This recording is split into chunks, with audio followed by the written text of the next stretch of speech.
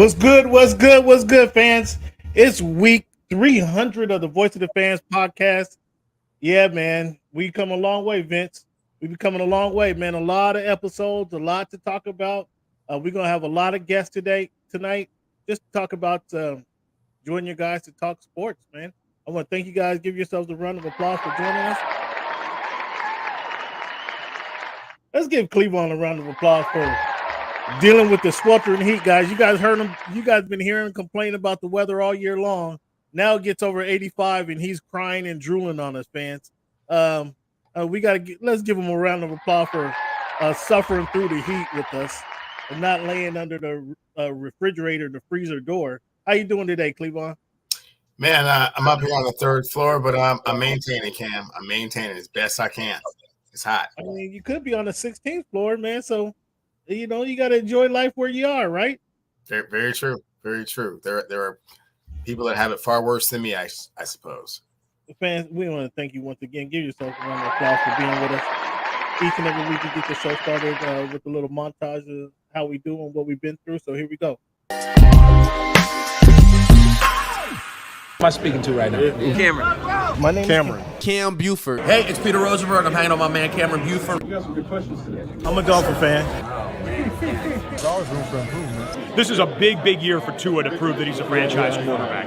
I'm more a fan of boxing. Boxing is my main sport. All we want to see every year are the best two mothers getting in the ring and getting on. Best team to fight for this. Somehow we got away from that because guys are trying to protect their record. Think about it like this. The promoter pays the fighter. The fighter pays the manager. Okay. So the manager works for the fighter, and the fighter works for the promoter. Okay. Talk about that loyalty for a moment. I'm standing there to try to make a change. You know, give back to the youth, give back to my community and show them that there is hope that you can make it out. You know, only thing is you just got to be dedicated. You got to keep your head down and stay on this course that you're heading towards. You know it. So you are lifting weights currently?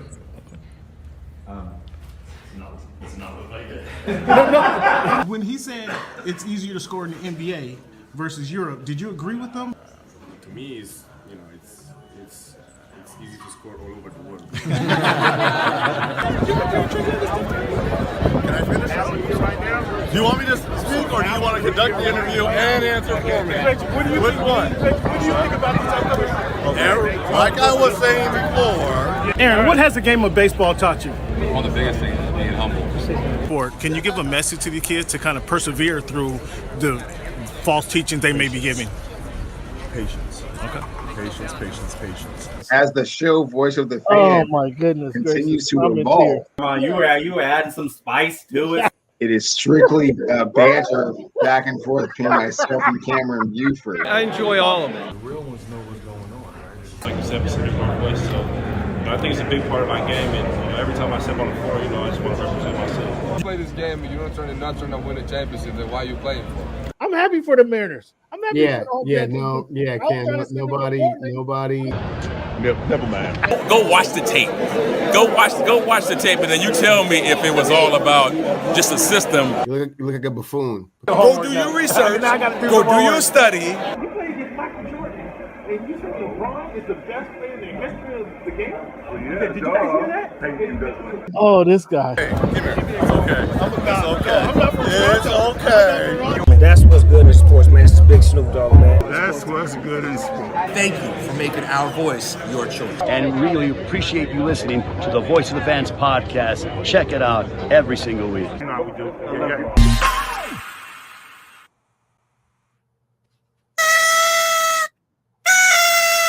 What's good? And he came in early. I got my man. I'm gonna be bringing these guys on as I can. I know they're busy, but I got my man Champside. What's good, Champ? What's up, Cam? How y'all doing, man? Man, we doing fantastic now that you made time for us, man. How's everything going in your world?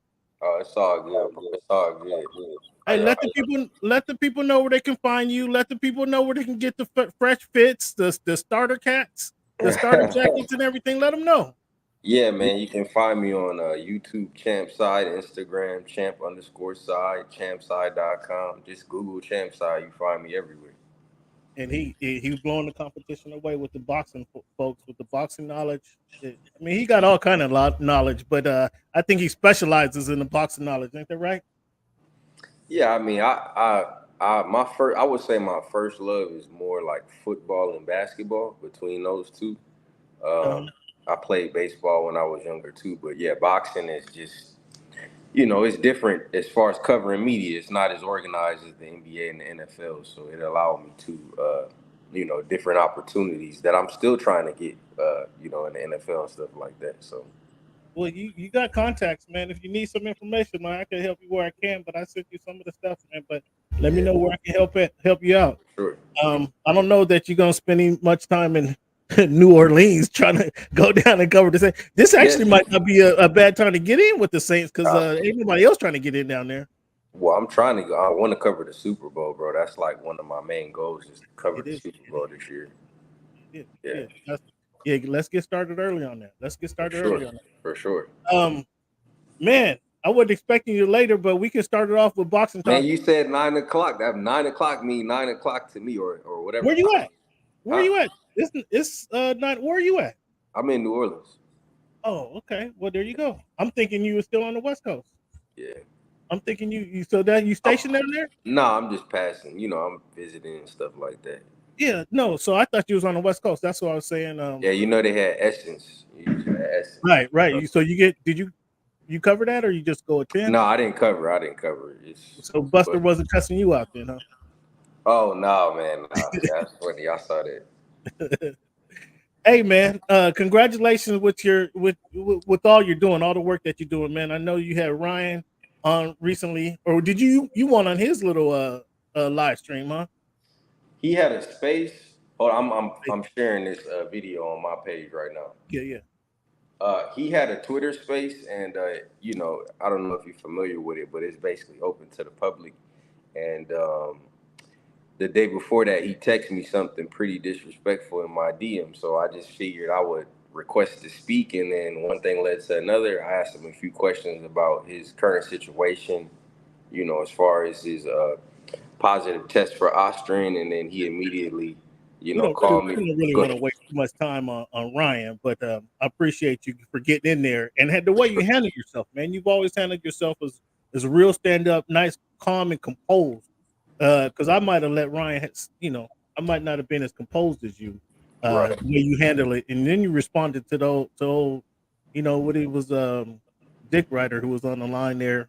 Actually, just kept butting in every time you was trying to say something. So you handled it very well, man. If you go, where can they find that at? Where can they find that clip? It's on my page. It's on my YouTube. There was two different instances. One was me, questioning his PED use, and then the other one was when he went on his anti-rant. And then 2 days later, he went on the rant that got him in trouble that CNN and all the major outlets picked up. So. Yeah, I just, like I said, bro, I was just listening in, and I felt like I just did what I thought was right, you know what I'm saying, at the time. So I knew if I went in there emotional that, they would try to kick me out or my message might be diluted. So my message might be diluted. So good, great point again. Shouts out to Champside for getting it done, getting in there, and getting it crafted. Man, we got to ask you some questions. I'm going to ask you about I haven't seen a release of the Champside P for P recently. I haven't seen the release. Has that changed since the beginning of the year? Yeah, my pound for pound list I updated. I like to update it once everybody fought. So Bud hadn't fought yet. Okay. Shakur just fought.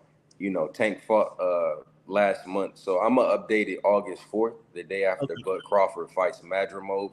That way, almost everyone. I always update it the first day of the year. Right. But in this case, I like to do mid-year as well. But with Bud fighting, I figured I'd just wait till he's fighting updated. But I still got Bud number one, honestly. Okay. I mean, that's something that I know all the fans is listening to. And even when you say they aren't, they always got something to say when he drops it, huh? They always got something to say. Oh yeah. It's usually controversial for sure. What's up, Charles? Appreciate the support, Charles. Thanks for tuning in.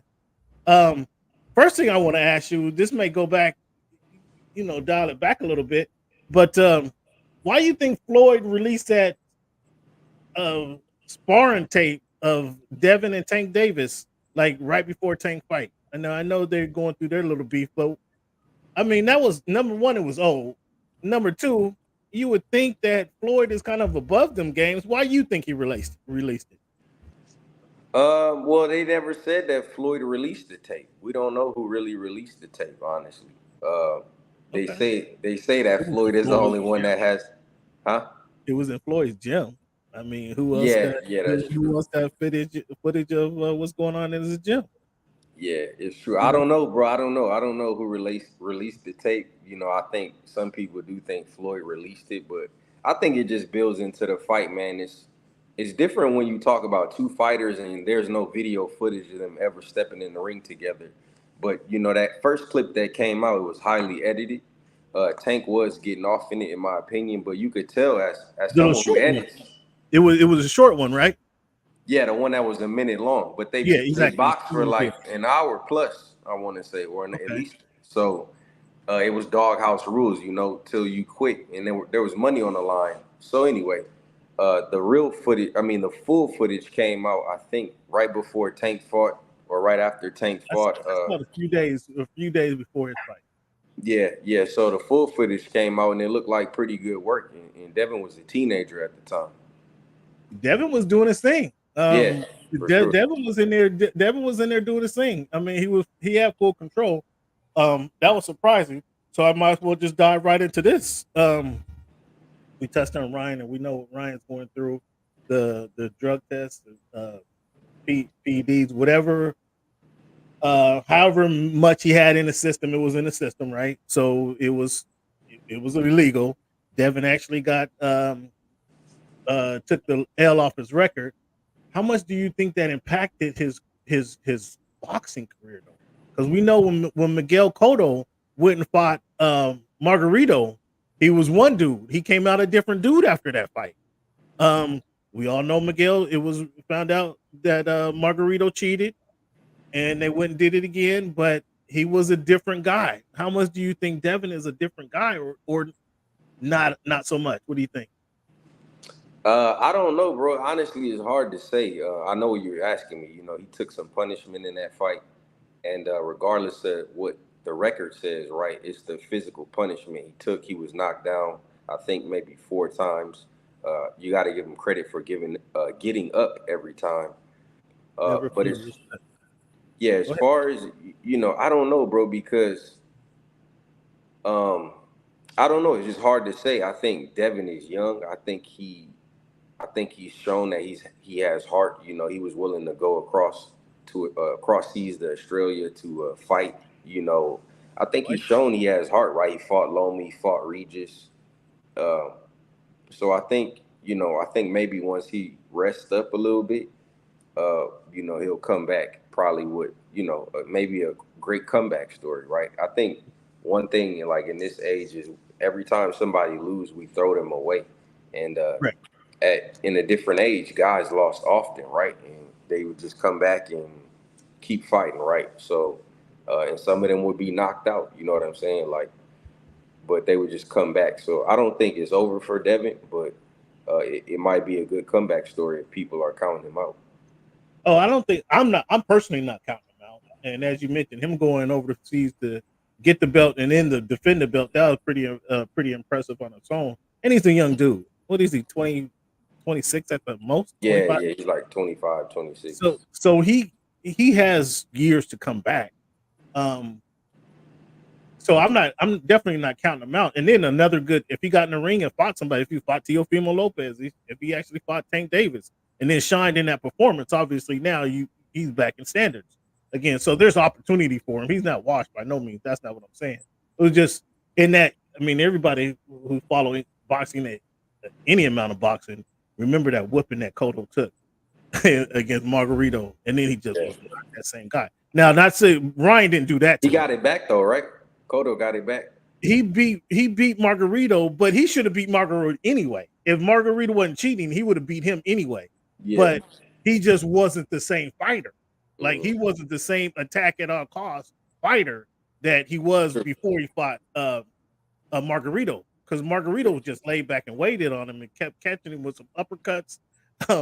but then his gloves, it was a whole story. But yeah, I'm not saying he's done. And at that time, did I do that? I'm still here. No, at that time, Cotto was older than what Haney is at this moment. So they're a little different in that area. Shakur Stevenson. Cleveland's waiting to get on me about Shakur Stevenson. I keep telling him this is the fight that he has to tune in. He has to tune in to watch Shakur. Shakur gave us the hand excuse or the shoulder excuse from 6 months ago. What's your thoughts on Shakur? Does this fighting style not just lead to excitement, or is it legitimately? I mean, I kind of hate the styles make fights reasoning. But is that an actual excuse in this situation? Yeah, I think the B side. Am I echoing? No, you're good. Okay.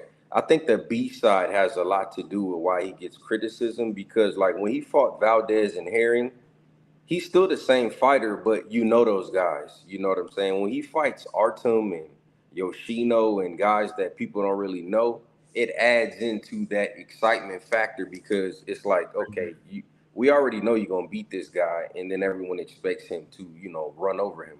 I think his style, to me, is something that you have to, appreciate the technique and the skills of boxing to watch. Like, to me, that's what I've been trying to tell him, Cleveland. You hear this, Cleveland? Say that one more time, Leon. Well, I'm saying, like, Shakur, for whatever reason, he enjoys not allowing you to hit him. Well, not even say to whatever reason. That's what the art of boxing is, right? Hit and not get hit. Not get hit. So, he said this years ago, and he just does it every time out.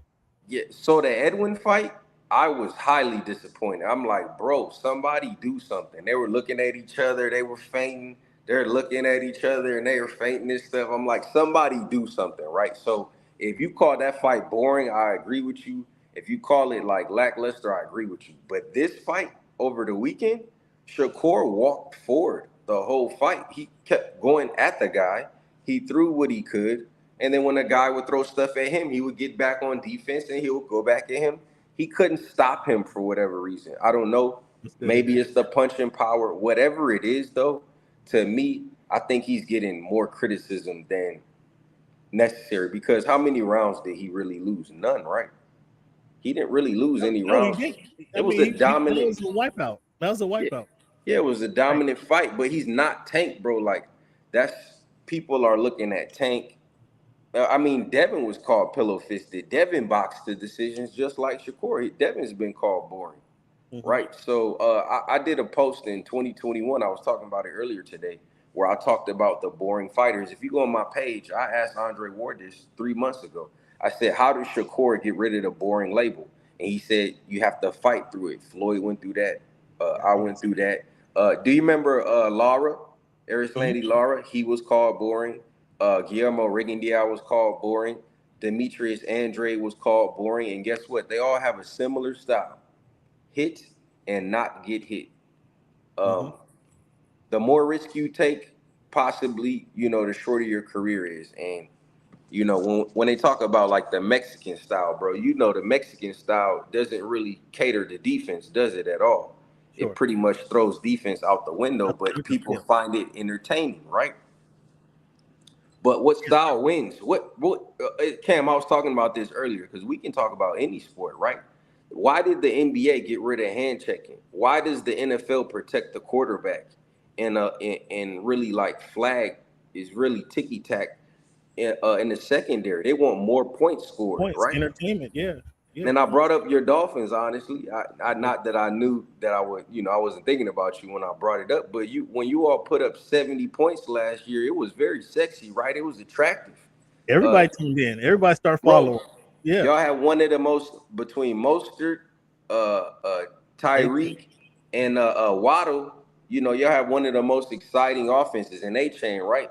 But then also, when you got into the playoffs, it was all over, because defense wins championships. I talked about one more thing.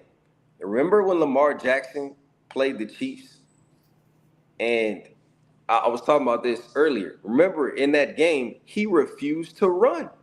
He did not want to run.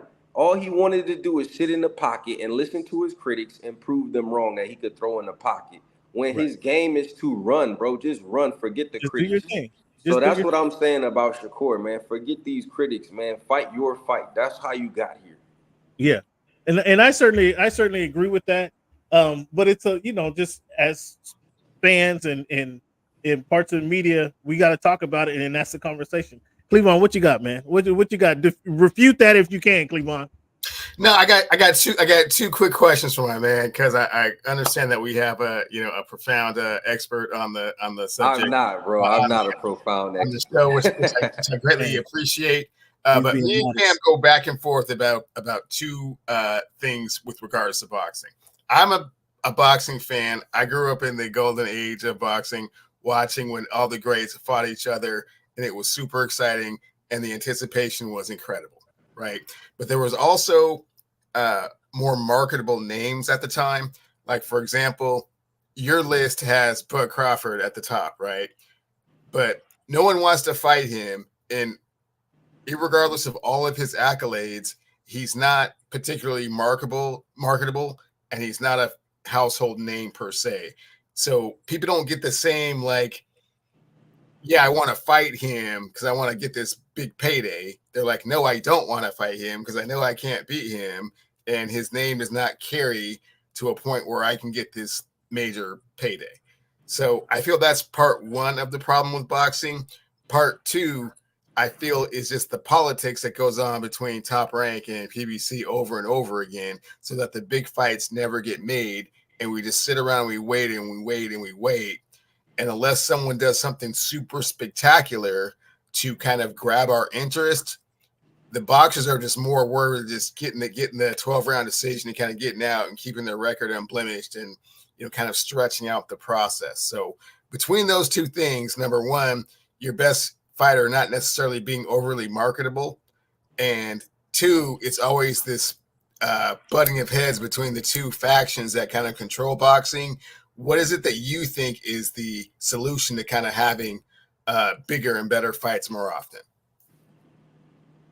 Oh man, I don't know if I can answer that. That's a crazy one.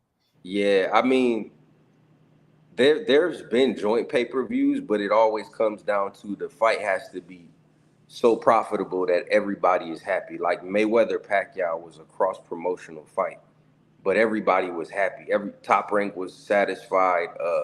Al Heyman's side was satisfied. Floyd was satisfied. Everybody was satisfied. It was so big that it had to be made. And I don't know if there's many fights like that in boxing where they're so big they have to be made. So now you see, like you mentioned, Bud Crawford. As soon as Bud Crawford left Top Rank and went to PBC, he got the biggest fight of his career with Errol Spence. And it's funny because I think I was on here last time right before that fight happened, wasn't I? Like a couple, maybe right before it was announced. I was on your on Voice of the Fans. And by the way, congrats on the 300th episode. Appreciate you, man. For sure. But yeah, man, I think that like even Shakur right now, Shakur might cross the street to fight Tank Davis. That'll be another big fight. So let me see if I can, not to cut you off, but let me see if I can help answer this question. With Turkey's emergence into boxing, and they're willing to put up the money, where I think some of the promoters, where they're looking at what they can make from the fight, where the Saudi team, they're looking up, they just want to put up the fight and they want recognition. So it's enough if the fight is born, like what they had, one of those cards it was a great card on paper, but it didn't turn out to be a great card in the fighting, but they end up paying a bunch of money. The one Deontay Wilder was around Christmas, I think it was.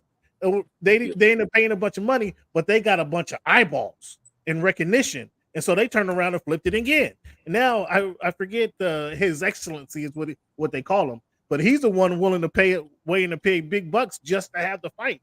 And so I think that is part of the problem, or that can be a solution to the problem, is just put up the money. What those saying goes, build it and they will come. Put up the money, have the fights, and then people will tune in to these big fights that guys like Cleveland are itching to see. It's amusing that Canelo rejected to have turned down the fight with Crawford, and that Turkey was in Saudi Arabia. I don't know if there's some politics behind that, but I found that kind of amusing that Canelo turned that fight down to fight Crawford. He said, I heard one of the interviews, he said, well, what are the people going to say? He's too small. Well, that was the kind of same reasoning that Mayweather gave not for fighting Canelo before they actually fought. He was too small. What is it going to say about his career? And then Mayweather actually went out and fought him. But Canelo's turning around. He's in a position where he can pick and choose his fight. I get it. But sometimes it's about time that the fans say, yo, dude, you got to start ducking these cats. And if you want to claim yourself as the best, like you walk around portraying yourself as the best fighter around, you got to fight some of these other fighters who's willing to fight you. Like the David Benavidez. He says now he stopped calling his name, but he's been calling them for 3 years. So I found that kind of amusing. But what do you think is about Turkey's emergence in the boxing world and their willingness to put up the big fights? Do you think that would alleviate some of the issues that where we're not seeing these big fights like Cleveland mentioned? Yeah, I've heard this question asked to even fighters. How do they feel about Turkey developing basically an organized boxing league with, more of a centralized power? Like, that's kind of what y'all are hinting at, right?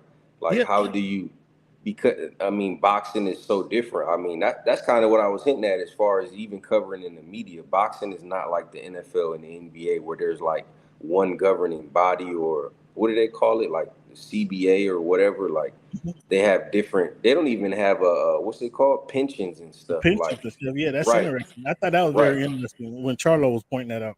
Right, and that's something that you had if you had like some type of organization, right? They might collab and get that done. But as far as Turkey, they're basically they trying to buy their way into boxing, and Tank kind of talked about that.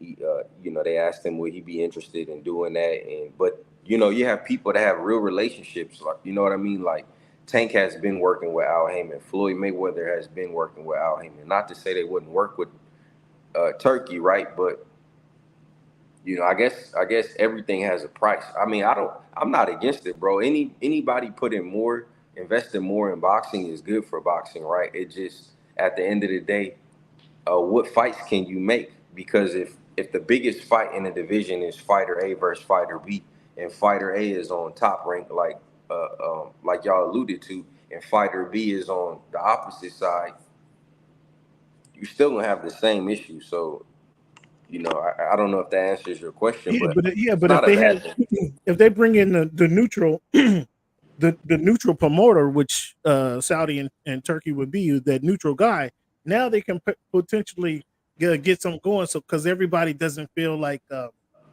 they're being taken advantage of. You know what I'm saying? So if they can make 40-40-20, then everybody's getting a piece of the action. You got what I'm saying? I think what we're going on between Type Rank and PBC is they don't want to. We've seen some cross promotional fights, which has gone on a spectacular with Wilder Fury, Crawford and Spence, but they've to get that done, they had to kind of put their personality, not so much their personality, but to put their best interests aside and do it for the sport. And so I think if they brought in that third party, maybe we'll see more of them doing it for the sport or for the love of boxing than just for their personal interests and self-gain. And that's what a lot of boxing is that they're groups, their fashions, trying to get everybody's trying to come up. Nobody wants to bow down or lose to the other. And so that's why, Top Rank holds, they keep everything in the house. Same thing with PBC. But maybe Turkey, if they can get over some of the social issues, and they can see that this is an opportunity to grow the sport of boxing, which I think would be a big thing. Yeah, ego and pride is a huge thing. That's a devil's situation. That's exactly what I'm kind of getting at. MJ, thanks for tuning in. Did you see the robbery? And it was a big fight weekend, by the way. This past weekend. Did you see the robbery? Oshaki Foster against your guy Conseo? Was it Conseo? My guy? Well, you know what I'm saying. Figure of speech, yeah. Yeah. Yeah, I saw it, bro. I saw it. I tweeted after. I said I thought it was one of the worst robberies I ever seen. I never thought that fight was in question. You know, I didn't either. I was casually talking about the next fight on my broadcast, and I wasn't even thinking. And then I saw his hand get raised, and I was just like, "What?" Yeah. I was blown away. I walked away because I walked away at the end of the fight, and then I came back and I saw the dude about to shed a tear in the ring. I was like, "What happened? How did it go that way?" So it was pretty crazy. Looked at the scorecard. It was wild. Tell me your thoughts on Keyshawn Davis. He fought the Mexican Miguel Medueno or something like that. Medueno. Yeah. What's your thoughts on Keyshawn Davis? Now, Keyshawn, he has skills, but what I saw in that fight is he was hitting Miguel with some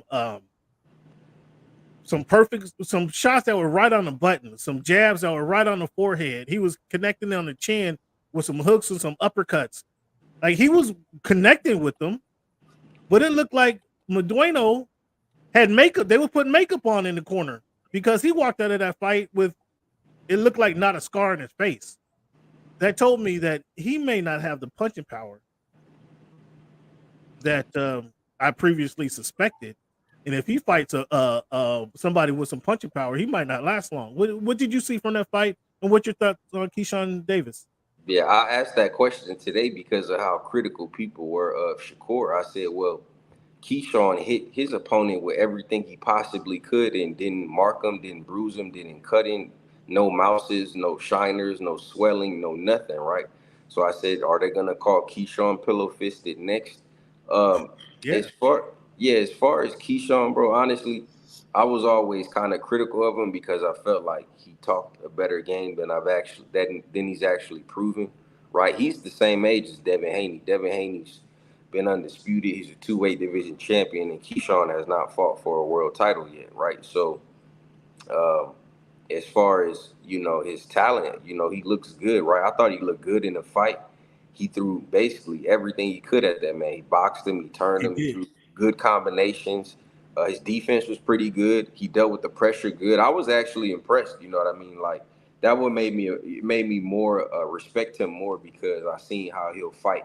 And that guy, you could tell that guy, like how you watch some boxing fights, excuse me, you think like, man, does this guy even want to win? Like, why is he fighting like he don't want to win?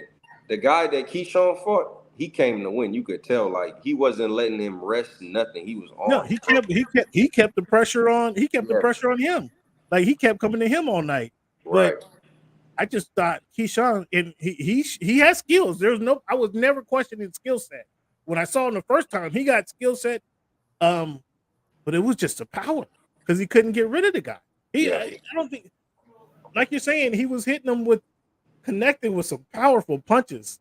Like everything was connected, everything was on target, but the guy just kept coming. Like he was on that. He was on that. I caught it on my on my live stream. I said he was on that shit that Ryan was on. He was on that shit that you don't put on the paper.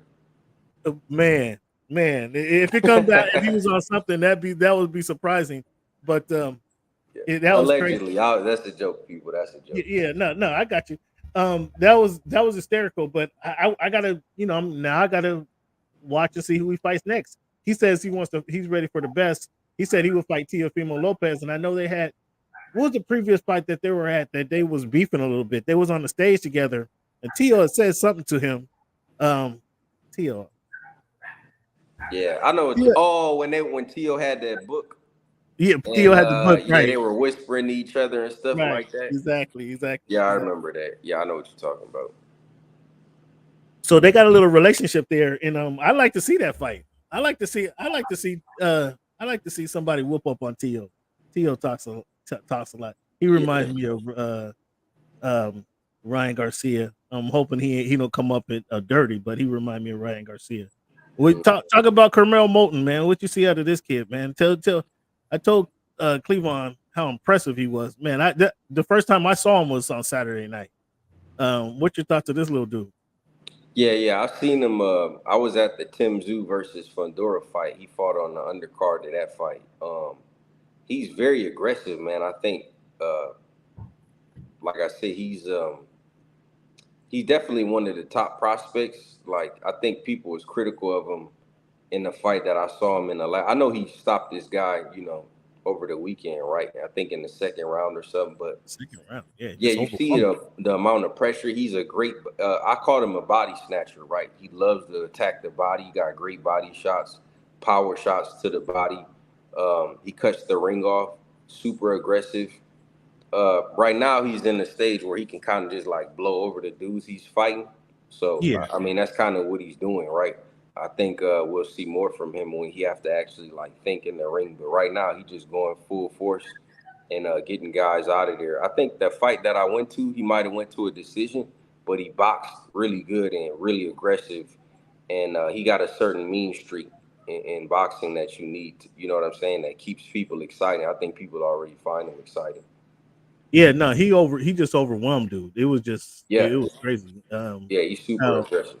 Yeah, his speed and combination of punches that he was coming with, he just overwhelmed my guy. So which was really crazy.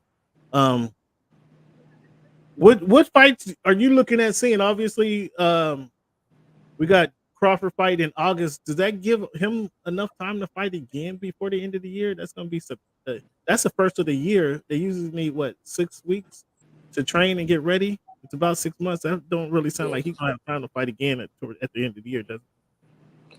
Yeah, I mean, I doubt he'll fight again this year, but I think Bud he's minimized his fights, man. It's all about, them big fights, right? He's not really interested in any fight, right? He wants that Canelo fight, and outside of that fight, maybe the Errol rematch. You know what I mean? That might be that's the next biggest fight for him. Like, what are the other big fights for him? Yeah, I think it's really only Canelo on the table. I think a rematch with Earl at 154.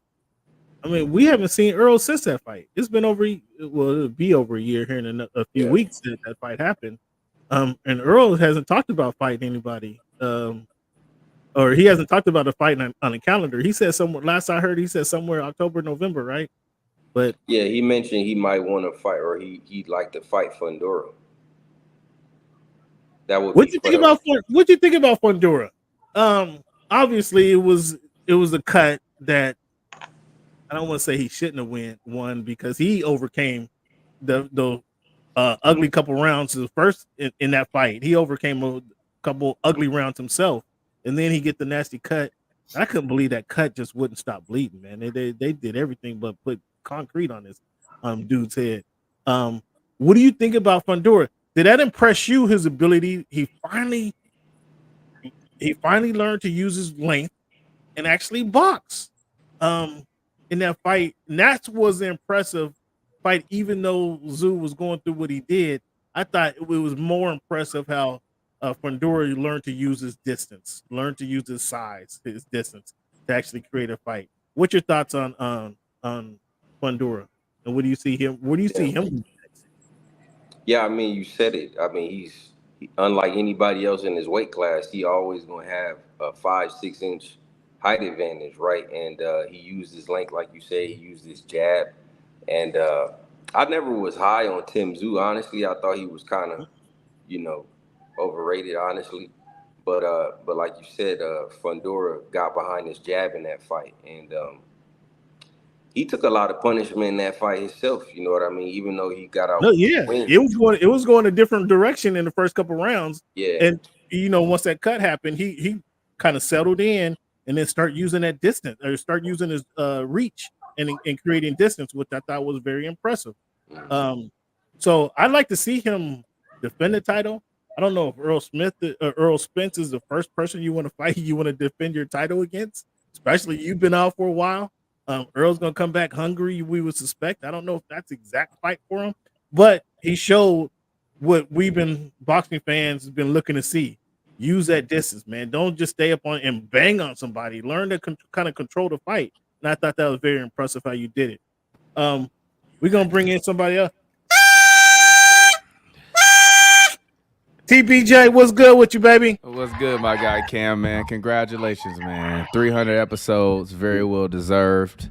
You all deserve it. I love it. I love seeing the progress with the show and just, the overall vibe and everything that you all have been able to accomplish. 300 episodes is actually very tremendous. Congratulations, guys. Round of applause for yourselves, man. Seriously.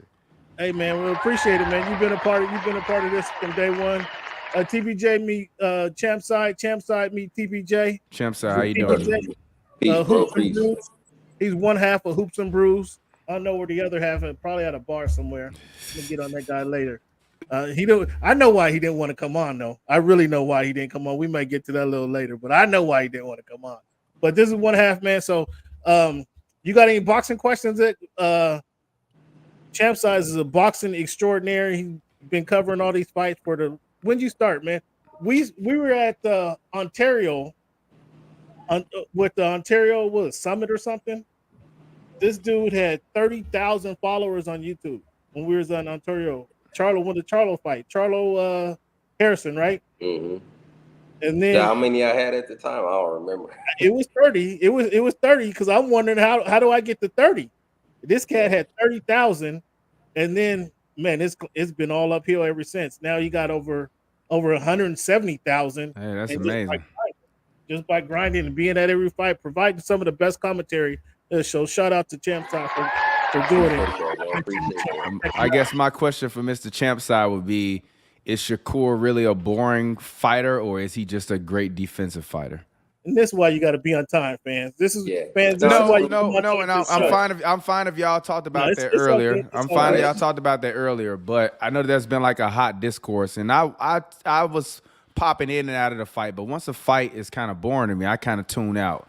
But even just kind of looking at the comparisons of, and he's always talking about how he feel like he belong in that class of them top, them pound for pound guys.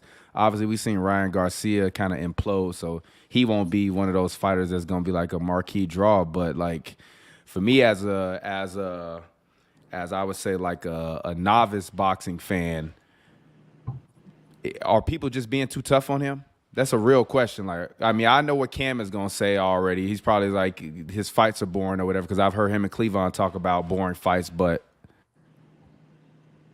yeah, well, I think it depends on what you define. I mean, what you consider boring, right? I mean, to me, watching a fighter stand in front of somebody and that person try to punch them, but they can't touch them, but they can also once on one side. Like, say Shakur's opponent, he's trying his hardest to hit Shakur. He can't hit Shakur to save his life, right? And then when Shakur wants to punch him, Shakur basically punches him whenever he wants to. To me, that is entertaining, because how can a guy stand in front of you flat-footed? Because we know what Shakur can do. If Shakur wants to get on his feet and circle around the ring and circle back and forth and over and over and over and over, he can do that. But he didn't do that this weekend. This weekend, he came straight forward to his opponent.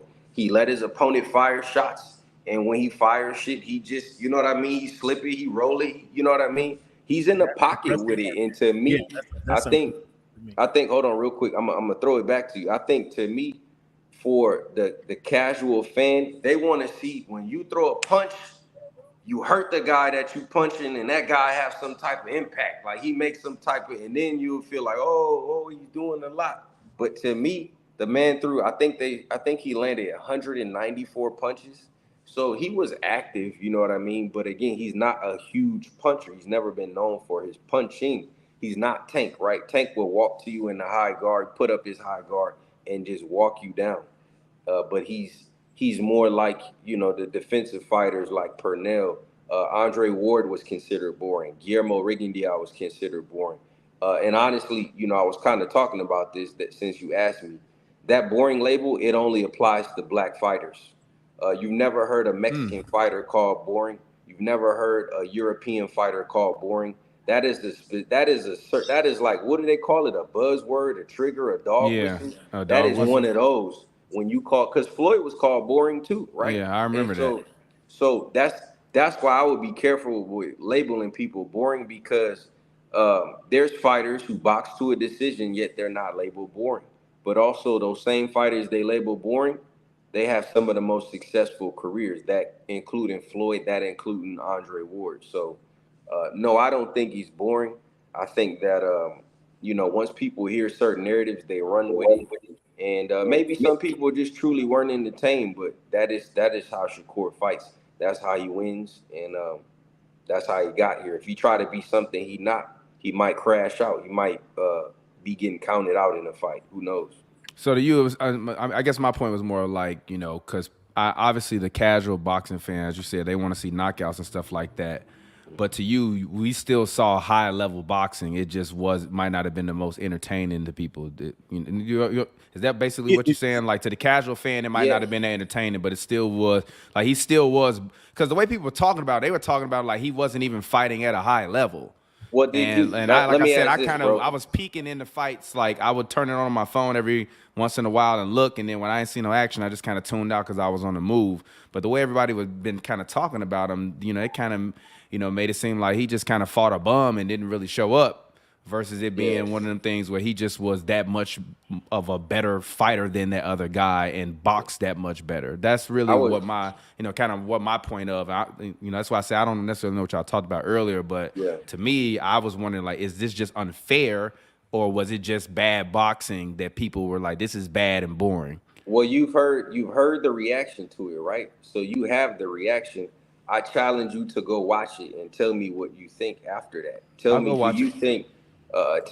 do you think it was boring? Tell me, do you think there was high level boxing displayed, right? Because, if you listen to everybody else, then, that's how these narratives spread is people listen to what other people said about the fight. But, maybe 5 people that reacted to the fight, they don't even watch boxing, right? So, boxing, like I said, every time Cam, when Floyd made the most of his money, he wasn't knocking anybody out, right? He wasn't crazy offensive. He was crazy defensive, right? So, but people still tuned in. So, but people call Floyd boring too. They tuned in to a different reason to see Floyd. This second half of his career, they were tuning in because he talked so much. They wanted to see him lose. That's why. That's so much trash. That's what more so why they were tuning in to see Floyd. But to answer your question, TP, Shakur Stevenson, his whole premise of coming into the fight is hit and not get hit. So he wants to hit you and not let you hit him. And so yes, because he's not in there in a fighting in the phone booth, as they would say, or going in the middle ring, just going a blow for blow. That's not his game, and that's not what he does best. So I kind of, and I'm just thinking about this. I want to kind of make the analogy of like the Utah Jazz wasn't going to run anybody out of the gym, but they were just so consistent and so effective, just running the simple stuff. With Stockton and Malone, they were just so effective, just running their little simple offensive game that overwhelmed a lot of teams who was trying to do something else. You know what I mean? San Antonio Spurs, another team, they're just running their effective stuff. Just what a lot of people may call simple is just effective, and it gets you guys trying to do something else. So that's something that I think makes Shakur great. I think Shakur is awesome because the whole premise of boxing is hit, not get hit, right? And he does that better than most fighters. And so I was thinking in watching this fight, and I've been slow to come around on Tank because I was wondering, are they overhyping this kid? Before I start covering the sport, I wanted to see, that was one of the questions I wanted to have answered myself. Are they overhyping this kid? They're putting him. Are they putting him in situations where they know he can win? Are they picking his fighters? What's going on here? The difference in Tank is what we just saw in his last fight. Is Tank will go get you. Take a couple punches. He'll take with the guard. He'll let you hit him. Well, we saw that against Ryan, and then eventually he's gonna catch you with what he wants to catch you with. That's what he did against Frank Martin. Frank Martin was different. Somehow Tank little ass was stalking him from the first moment of the fight. I didn't quite understand it because I hadn't seen that. I hadn't seen that approach from Tank. But he was the stalker, not throwing a punch. He stayed up in Martin's face. And that was kind of disrespectful, wasn't it, Champ? He was just stayed up in his face from the moment the first bell rung. He stayed up in his face, wasn't throwing a punch the first few rounds. allowing, in what he said after the fight, he was allowing Frank to kind of punch himself out, and then once he kind of tired out, then he saw he can get connect. Yeah, but that's the difference. That's the difference between Tank and Shakur. Shakur's not going to take those initial punches. Tank will take those punches to open you up so he can get his knockout punch. That's kind of a difference between the two. Yeah. And so I would love to see that matchup. Tank is going to try to walk Shakur down for sure. For sure. It would be a great fight. It would be a great fight. Cleveland, what you got, man? Gentlemen, we both have expressed the interest in seeing the mega fights of Canelo and Crawford or Stevenson and Tank. But we've also come to the realization that for various reasons, those fights may not happen anytime soon. Champ, from your perspective, outside of those two fights, what is the next biggest fight that you think is possible to see, and which one would you want to see? Fights I like. Okay, so we talked Shakur versus Tank. That's one. Devin versus Tank. Devin versus T.O. Bivol versus Better BF. That one was delayed. It was on the table. It just got delayed because Better BF got hurt. Exactly. That's okay. Errol's return possibly against Crawford, if that was possible. Benavidez versus Canelo is another fight that I like to see. Even Wilder Joshua. I know Wilder, people pretty much counted Wilder out. I know people say you want to see that one. You want to see that? Yeah, man. I mean, I don't want to see Wilder go out in that way, man. I don't know. I don't know, man. Let me just keep going, bro. I don't want to harp on Wilder, man. I don't want to harp on. Go ahead. Let me keep going, man. I don't want to go backwards, man. But yeah, those are some. Keep going. Yeah, those are some. Anything involving Tank, bro. Anything involving Devin, Tank. Who else, bro? There's not really any B-sides for Inoue to fight. Usyk pretty much cleared out heavyweight, so there's not really much else for him to fight. We're like in a transitional period of boxing where the Errols, the Canelos, the Charlos, the Wilders, the Crawfords, they're all up there in age, 35, 33. And you got the young guys coming. You got Abdullah Mason. You got Carmel Moten that you mentioned. You got you got younger guys coming up too. So I don't know if that answers your question, but yeah, anything involving maybe Tank versus T.O. They saying Tank might fight Lomachenko. So yeah, I want to see Tank fight Devin, Shakur, or T.O. Or even the Pitbull rematch, right? That's out there too. So and Boots versus somebody. I don't know. Boots versus Bud. We get Boots this weekend. I think this is no boxing this week. Well, he's the only one boxing, so that's a great fight for casuals. Yeah, right? You're right. Yeah, well, Boots is a great fighter for casuals because he's gonna bring it and he's gonna try to do damage. So this would be a nice opening, I think, coming out party for Boots. This is kind of what I'm expecting. Champ, let the people know where they can find you, man. Let everybody know where they can find you. We see you shining. Can I ask one quick question though? Because I heard it. Can I ask Champ one quick question? Because I heard it as I was on my way to the bathroom. Can I just ask you why you want to see a Joshua Wilder fight? Like, don't you think that at this point, like, he's only gonna hurt himself and do more long-term damage to his life and his health if he fights again? Like, he doesn't. And I think one of the announcers said after his last fight that he looked differently since he knocked out his friend. I forgot what the name of the boxer was that with his friend. But once he cold knocked his friend out, he hadn't knocked anybody out basically since. So my question is, like, is he really fit to be in the ring, or do we just want to see him fight because we love what he provided us when he was at his peak? And I'm sorry to drag that on, but I really want to know from a boxing guy, because seeing that last fight, I honestly was very depressed once that fight was over. Yeah, it's probably the latter, bro. Honestly, it's probably just my because that was one of the fights we attached to is Wilder Joshua for years, and they went back and forth. Do you want to fight me? I got 50 million. Give me 50 million. I'll fight you. So it's one of them fights that never happened. So I think maybe that's me attaching to it. But yes, I felt the same way. Like after watching Wilder last, like damn, bro, I don't want to see Wilder get take that type of punishment ever again.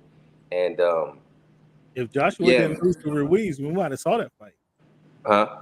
If Joshua didn't lose to Andy Ruiz, we would have. Right. Yeah. I mean, Joshua's lost what 3? He got like 3 losses himself. He's never really been stopped like the way Wilder was stopped in his last fight. But I mean, yeah, bro, that's kind of why I skipped over it, because off the top of my head, I'm thinking I want to see that fight, but I don't know if Wilder really loves boxing anymore. He even said that, he's basically well off. He's wealthy, and he doesn't have the same hunger he used to have. He said that, right? So when you lose that hunger, it becomes hard. But I don't think Joshua's a perfect fighter or anything. But I don't know, man. It's hard to say. So I think Joshua is proving he's a gettable fighter. So that's why it would be enticing for Wilder to have that fight. Joshua hasn't proven that he's the dominant fighter, that he's untouchable. He's proven that he's very gettable. And so I think that's some appeal there in itself. I got something for you before you let me go. What you got? What's going on with Team USA? Are we going to be shocked like we were in the FIBA games by like Germany or something, or are we going to handle business? Because I don't know how we have such a talented team every time, and then one NBA player, like they were saying, the most dangerous person in the Olympics in the basketball is the C+ player in the NBA that's playing for his country. Can I answer that question real quick? Yeah, go for it. It was a done deal. It was a lock before today when Los Angeles Clippers for Kawhi Leonard. It was determined that he was not going to be able to play and has been replaced by Derek White. Now, as we all understand basketball, when you lose the caliber of Kawhi Leonard and then replace you giving Kawhi some props? Hold on now. Oh, this hurts. That's a precipitous drop in your talent level, right? Now, that also being said, when you have Kevin Durant, LeBron James, Steph Curry, Joel Embiid, and Anthony Edwards, you should be able to get down with anybody in the world. I don't really care who you throw at us. Canada has a formidable team. France has a really good team. But if they do lose or get the silver, it will be the fault of Kawhi Leonard. Solely 100% on him. But I don't believe that's going to happen. I believe that we are still in cruise control. How is it going to be his fault? He's not even playing. Because they replaced him with Derek White. Did you hear what I just said? They replaced Kawhi Leonard with Derek White. Who's a champion? Derek White is an NBA champion. You understand that? He's Derek White is an NBA champion. With all due respect, please stop. You did catch that part. Okay, so you did catch that part. Okay, cool. But that's not a replacement. They should be able to run the table. I think the gold medal game, whether it's Canada or France, will be a more difficult game than they think it will be. But the ace in the hole is always that 3-point line is just too close, and these shooters are just too good. And eventually, they'll be able to overwhelm whoever they're playing in the gold medal game. A short answer to your question is the USA. This might be the last time we can say comfortably that the USA is going to dominate this Olympic run. Because they still have the better players, even though with an agent LeBron, an agent Steph, agent Kevin Durant, those three alone, and we're not even adding in Embiid, and then you got to go with the young boys with Booker and Anthony Edwards, like I mean, and then Tatum, who's going to be riding confidence high. This is going to be the last year that we can comfortably say that they're going to win this. I can say that without question. TVJ, what you got? I actually disagree with both of you all. I think that this actually will be a very, very tough Olympics for them. I don't think that there is a very clear best player on the team, and I think that's kind of the problem. I think the best players in the NBA are now on other teams. And I like Embiid a lot, but I don't even think Embiid is better than Jokic or better than Luka. I don't think he's better than Giannis. And even looking at a team like Canada, like the USA could barely score in the first quarter versus Canada to open it up in their exhibition. I know that I don't believe LeBron played, but that's not my point. Like, I think that the foreign game is a lot different. It's played a lot differently. Guys are allowed to just stay in the paint and pack in the paint. I think that what you'll see a lot of is a lot of man-on-man defense, and versus the NBA where it's a lot of doubling and a lot of switching.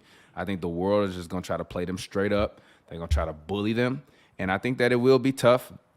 I do think that we will win gold, but I don't think that it'll be a cakewalk, and I think that it'll actually be very, very tough. And also, like, a lot of these guys are, more than wanting to beat America, as we look at, kind of soccer and the Euro Cup and the Copa Cup and the Copa America Cup, these guys, they play for the pride of their country. And I don't think any of these players on the United States of America team are playing for the pride of America. I think they're playing for Nike basketball.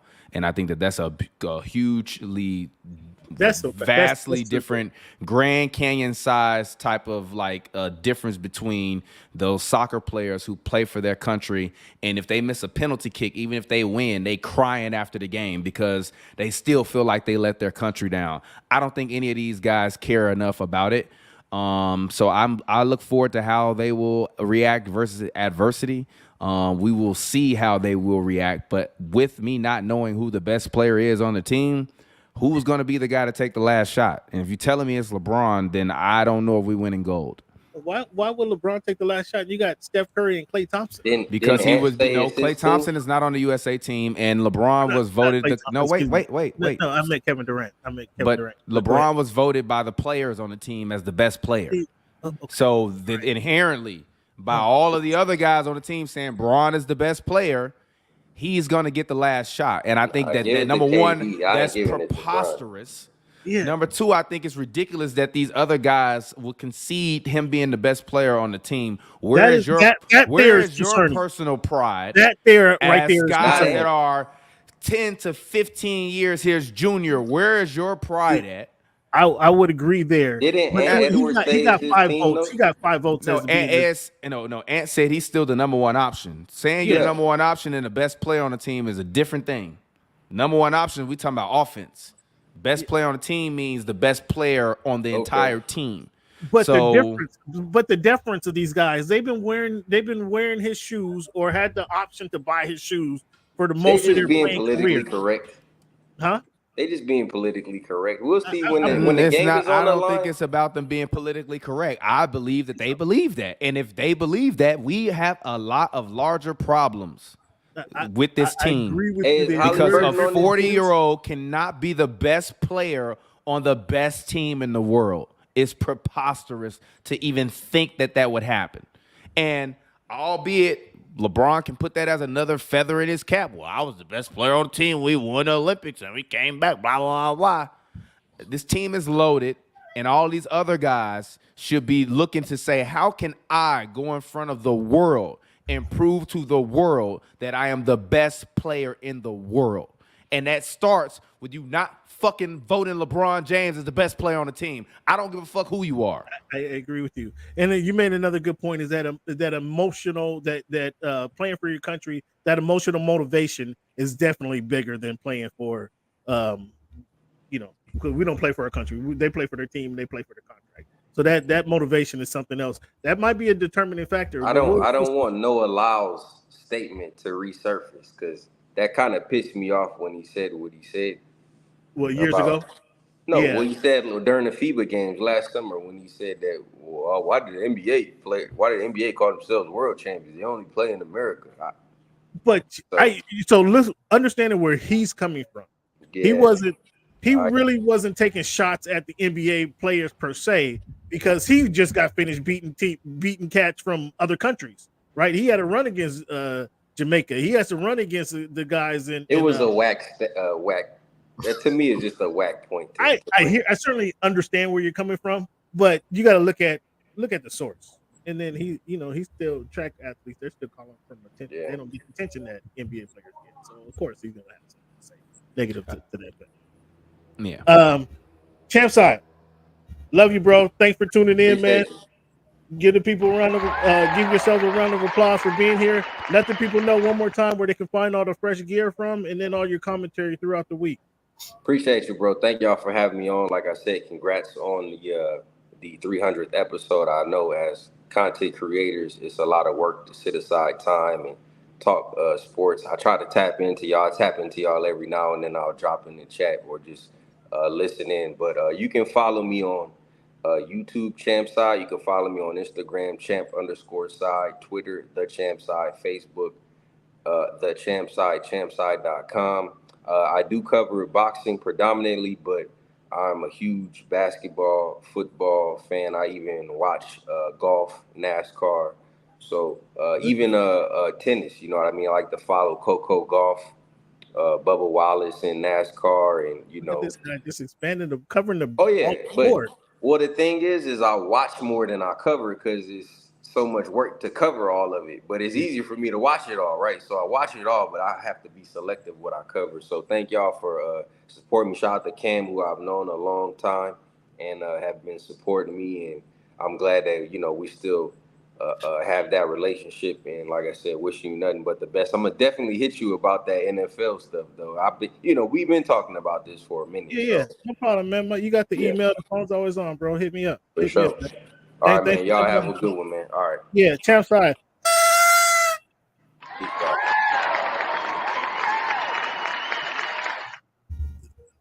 Mr. TPJ, what's good? What you drinking over there? I see you got. I'm hopefully it's not water in the wine bottle. No, it's a little cheap Moscato. Okay, Moscato always works. I was at the beach vibing earlier, so I had a little Moscato with some watermelon, some lemon in it by the beach, chilled, enjoy the shade. If you haven't been there, San Antonio Wineries, just east of LA, just east of downtown LA. If you haven't been there, great wine selection there. Great wine selection. Nice cool spot. All right. San Antonio Wineries, bro. I try to tell your boy about it, but check it out. Did you hear Cleavon trying to take a little sneak diss at Kawhi Leonard? Did you hear that? That was a backhanded compliment. That was a backhanded compliment. 100% the truth. Backhand. Did you hear that, TP? I heard it, but if I'm being honest, who really cares if Kawhi plays if he doesn't play? I mean, it was best. People were saying it's a surprising and it is because I just don't understand why you show up and waste everybody's time to go there for 3 days. He just wanted a free vacation. Yeah, he want to get a run in. That's good. Let him know that he can still compete at that level with those guys. So yeah, I would have much rather have seen him win gold. But has he won gold before? He has. Steph hasn't either.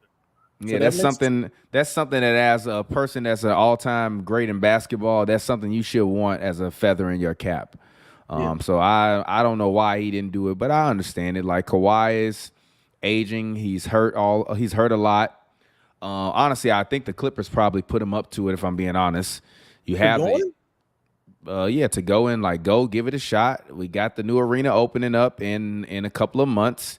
That'll be world press and world news that you don't play. And you say you're preparing and getting ready for the upcoming season, and then that looks and sounds good to the world. We build some excitement for our fans, knowing that you're going to be healthy because you rested and you didn't play in the Olympics. And we open up this new stadium, and you're back. Because also, this is the other thing, I was saying it in the middle of the season that, when he was out, that I thought he retore his meniscus, and they just didn't tell us. And I still believe he retore his meniscus. It just wasn't bad enough to where they needed to do surgery. They just tried to rehab it and heal it. But they didn't want to say that he tore his meniscus today because they had just given him $200 million or something like that. And you opening up a new stadium. So why would you say your superstar is hurt and you just gave him $200 million and you got a new stadium opening? So I think part of it was him showing hey, I'm healthy. I'll be there next year. Fans, show up. Rest of the world, I play for the Clippers. We play here. I'm one of the best players in the world because I made the team. I'm healthy. Show up to the stadium in October. I'll be there. I'm one of the best players in the world. I'm healthy, but I can't do this because I want to stay healthy because I'm playing in October at that brand new stadium that we just built. Don't forget, we got a brand new stadium. We got new uniforms. We got all of that, and I'm healthy now. I showed up. The world, y'all see me. I was there, right? I practiced. There was footage of me in the scrimmages. The new stadium open in October. I'm gonna tap my bro Derek White in. He a champion. You know, I'm gonna see y'all in October at the Intuit Dome. Who's the champion? Who's the champion, Thomas? Who's the champion? Derek White. No, shout out to Derek White. He deserves it. He played phenomenal this year. He don't deserve to be on an Olympic team. That's actually a slap in the face to the game of basketball when Jalen Brunson exists. They I don't give a no. Listen, I don't care who. They got Stephen Halliburton. Give me the best players. I don't like all this politicking bullshit. Because how is Jaylen Brown last season the highest paid player in NBA history? Goes on, win Eastern Conference Finals MVP and NBA Finals MVP. And he don't make the team. He don't get a call. He on the internet tweeting like us. He on the internet tweeting like us, like, why he ain't make the team? He tweeted like, damn, why he ain't make it? Years ago, Grant Hill decided on this team months ago. So. Man, don't have me in here disrespecting Grant Hill because I have a lot of respect for Grant Hill, but that's some bullshit. And if Grant Hill played a part of that, that's some bullshit, Grant. He's running it, ain't he? Grant Hill's running them. And if I'm Jaylen Brown, you know what? I'm gonna be an asshole and just show up and play a couple big 3 games. Void my contract, please. He might do that too. He literally might do that. I might show up Jaylen Brown and play a couple big 3 games in the middle of the Olympics. So Ice Cube, what you doing? Saturday, August 7th. That might not even be a real date. Yeah, you know Team USA might play that day. Oh yeah, I'm how many games y'all play in a day? Can I get on a couple of them? Give me a little blow. I'm doing it for the kids. Donate my salary to charity so the NBA won't get mad.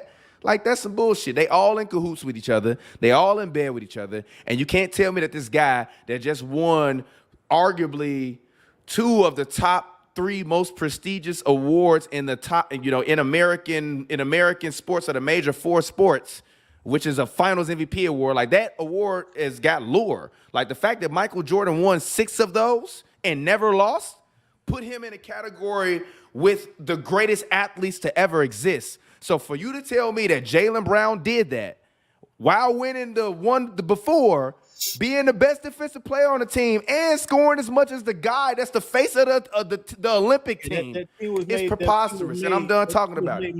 That team was made months in advance. That's the answer. That's bull.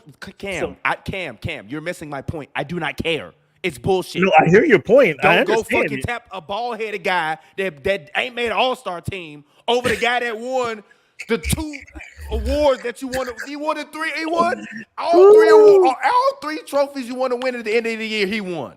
Ooh, you saying everything Cleveland want to say. Be on the team. We made the team everything Cleveland want to say. I don't give a fuck about what you made 6 months ago. Remake it. Do it again. You're just mad because he criticized y'all because y'all tried to blackball Kyrie because he tweeted a fucking YouTube link. There you go. Fuck out of here. That's some bullshit. Let's get back to that team who's building a new stadium in Inglewood, California. Have you been to the stadium yet? No, I have better things to do with my time, with all due respect, than to go look at a construction site. When it's done, I will go there. I will admire it. I will enjoy that new media room. I will take so much footage on my phone and make so many reels and videos and posts about it on our YouTube channel. But until it's done, I'm not going to drive to Inglewood to go stare at a hole in the middle of the ground with some beams. It ain't a hole in the ground. That's what it was 3 years ago. Why I want to see a work in progress? Just show it to me when it's done. That's like your girlfriend being like, yo, I'm finna surprise you with a gift. And then she send you a picture of half the box and says, does this look like something you want, Cam? And you're like, just show me what it is. If that's the case, I'll get the present when it show up. Yeah. I hear where you're coming from. So you talking about, let's talk about the construction of this team, though. They disrespect PG with the 2 years for 60. How is that disrespect? I was on my podcast saying that Klay Thompson deserved $5 million a year from the Magic. Now I was joking, but Klay got what, 20 a year? Yeah, come on. No, Klay, wait. This is the player that gave up. I'm asking you a question. Hold on. Can I ask you a question? Gave up a lot for. But so what? Everybody gives up a lot for everybody. You pay the price that you want to get the thing you want. And they wanted him at that point in time. They thought they had a run, and they did have a run.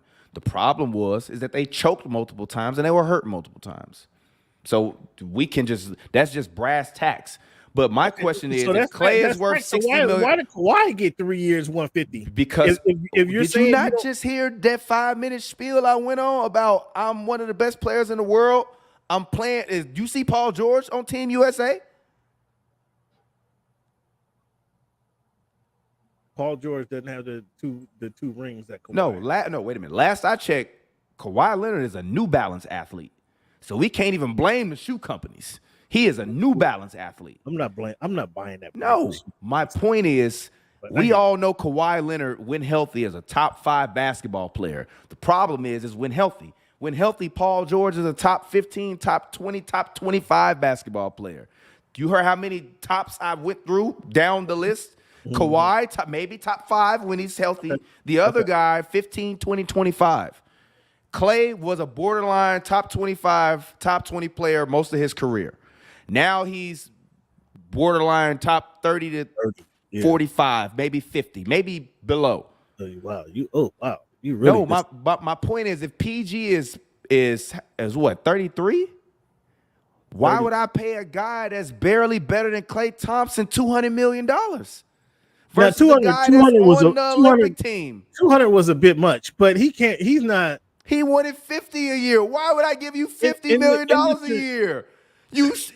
Cam, do you remember when we was watching Clippers Suns Game 6 in Staples Center, and we was sitting in that little middle part where the hockey people do the announcing thing, watching that conference finals, and the first half was happening, and PG was like 2-9. I turned to you, Cam, and I said the Clippers gonna lose.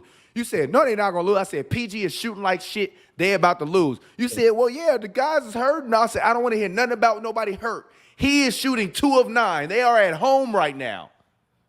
And he had less. I think he had like 6 points in the first half. You said, well, he'll still finish the game with 30. They're not going to win. I think and they didn't win. They lost. Chris Paul celebrated on his home floor and then went to the finals.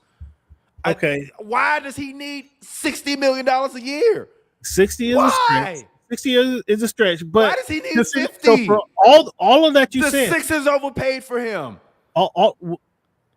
We'll see. They overpaid for him because they needed him to be better than Tobias Harris. So you go Harris, do what the Clippers did and get Tobias Harris heavy. If all he has to do is be better than Tobias Harris, really. Tobias Harris heavy is not get him to the finals. We'll see if Embiid plays like he's been playing for the last couple of years and actually stays healthy later in the season. Let's just leave that whole second part of that and that comma you put as you continue. That's he's never healthy. So hobbled Embiid in the playoffs, second round.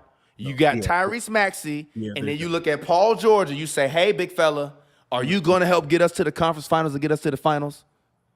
No. You know what he's gonna say? Thank you for tuning into the podcast, P Podcast, sponsored by FanDuel and DraftKings. We appreciate you guys. Make sure you enter the podcast P code.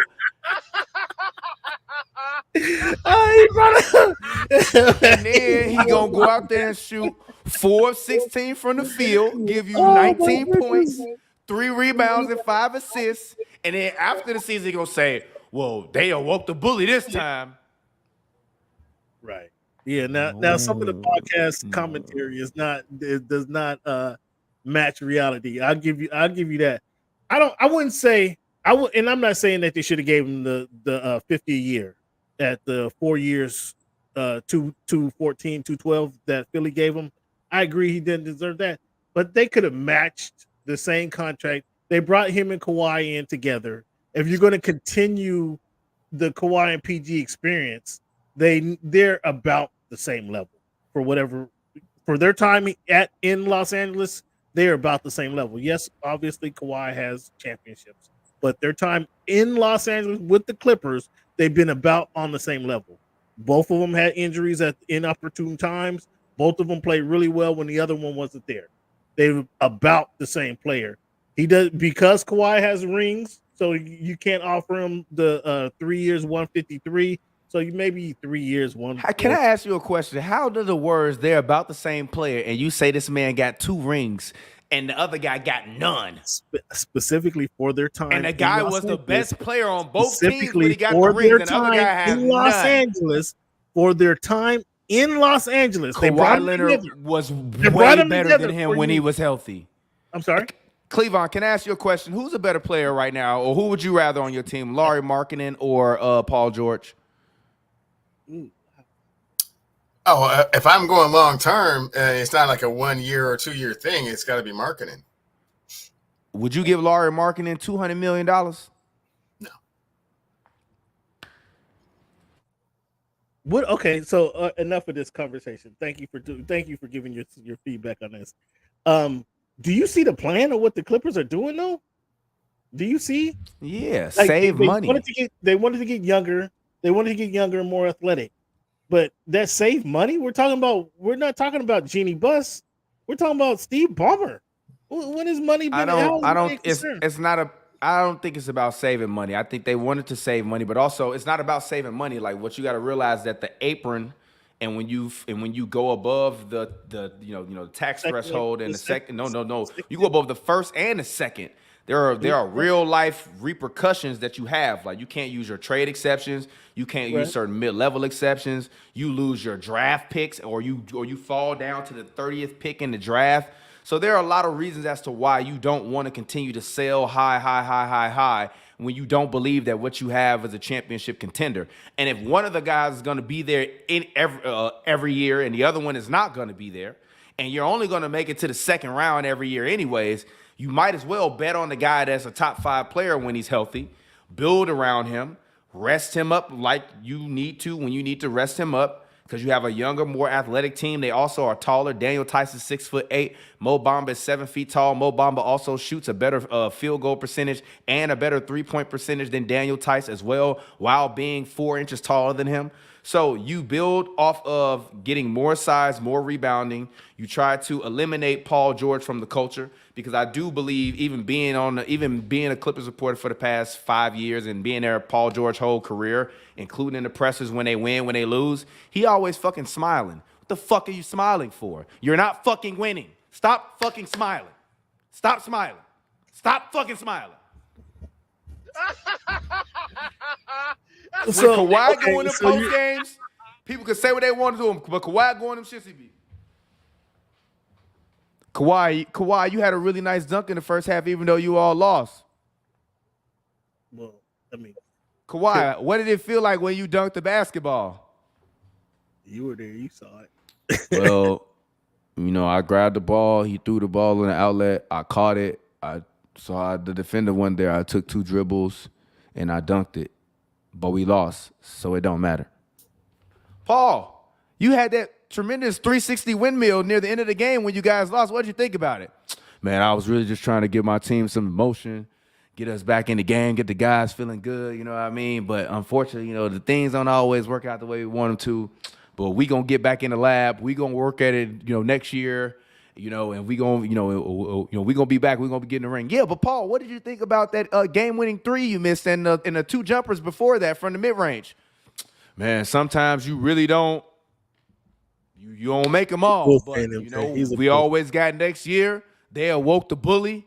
I'll be back next year. I'll be better. We will be better.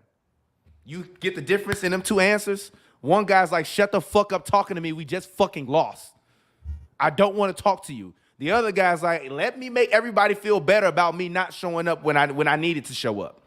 And that's the crux of PG whole time here. And this is nothing personal. I love PG. He's a nice guy. I'm going to continue to say hi to him. He is a sweet gentleman, very kind, speaks to everybody, never disrespected anybody, never done anything wrong. But if you want to talk about a leader or a dog, give me Klay Thompson any day of his career over PG. Whoa. Because you know what Klay not going to go out there and do when he know Kawhi hurt or Steph Curry hurt in that game 6 is go 2-9 in the fucking first half and then get blown out on your home floor to not go to the finals. When the other guy has been rehabbing for months off of this knee injury and they're saying if y'all make the finals, he going to come back. And you can't even perform in game 6. And then you get up there and you make these excuses and you act like people are fucking bullying you when you play terribly and you don't show up. And then you say, oh, they don't play me. They didn't pay Klay Thompson because he didn't fucking show up. So why do you need $200 million, Paul George? You were never there when they needed you. You're making fans today, bro. I'm hot. I'm finna go turn my AC on. But like this shit makes me so mad. Look at this PG shit. It's like shut up. Well, I want the same money as Kawhi. Look at this roster. Kawhi kind of equal. Listen. You're not equal to Kawhi, Paul. Oh my goodness. Listen to this. So Derrick Jones, Kevin Porter Jr., Nick Batum, Chris Dunn. That's an adequate replacement? That's Chris Dunn, Nick Batum, Kevin Porter Jr., Derrick Jones, and James Harden. That's adequate replacement?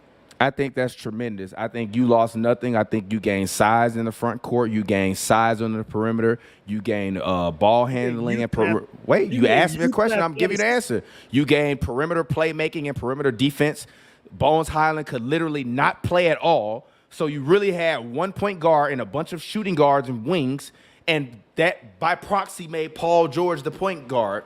And when he go cold, which he always inevitably does, the ball stopped moving because he can't make a shot.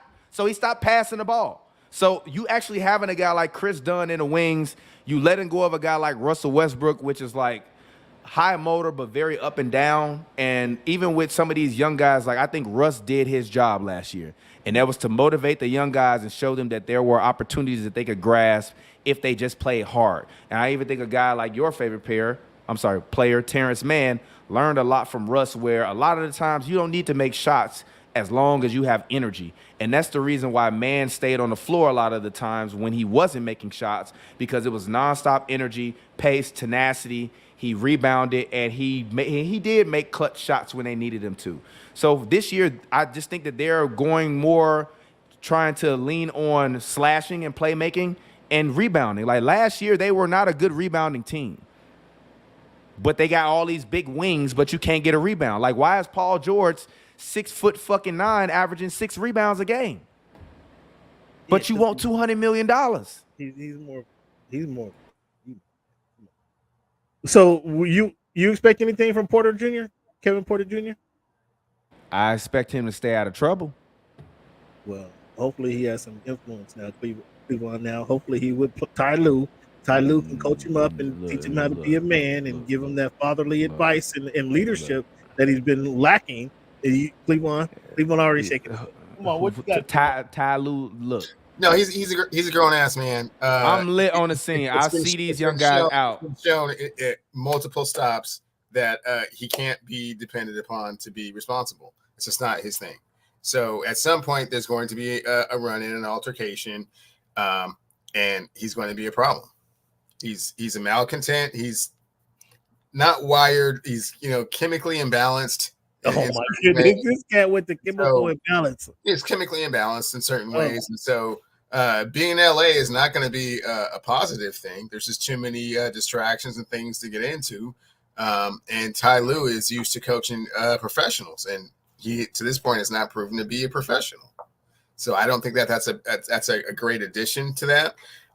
But back to the original point, there's something that's being missed here, is that the experiment failed, but rather than get rid of them both, they decided to keep the player that they got initially and get rid of the sidekick. And so that just puts more pressure on him. They never wanted PG. He will never play a full season ever again. So he can't even play in the Olympics. So that's not a bad thing. He shouldn't have been in Las Vegas anyway. Except I detect a Spurs fan here? No. Okay, all right. I just wanted to make sure Cleavon wasn't like an undercover Spurs fan who was mad that Kawhi left. Oh, no.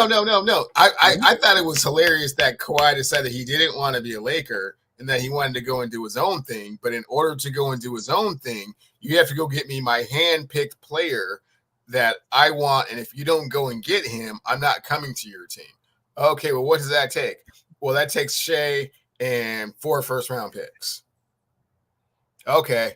To be fair, I don't think Shea would have been as good if Kawhi was on the team. Your championship and your NBA championship MVP, right? Most GMs in the league would have made that move. Okay, but at what point do you realize that experiment didn't work, and why didn't they get rid of both of them? Because Kawhi is never because you're opening a new stadium. You have a new stadium. You can't get rid of a top 5 basketball player when you're opening a brand new $1 billion stadium that you paid cash to make. Okay, so you guys, I'm cutting off all this Clipper bashing right now. I'm cutting it off early, but I want to know. I want to set Thomas off with this one. What do you expect from Bronny? Y'all have a good night. I really enjoy being on y'all podcast, episode number 300. You all are the titans of the HNB channel. You all have been loyal, consistent. You have been here every single week. Have you all taken a week off? I don't think I've taken a week off. I think y'all started on around like episode 70 or something on the channel. So to think that it's been like 230 plus episodes, and you all have made it this far and accomplished so much, just shows that that's what happens when you actually work for something, and you put in the time and the dedication and the hard work to get there, and things aren't just handed to you.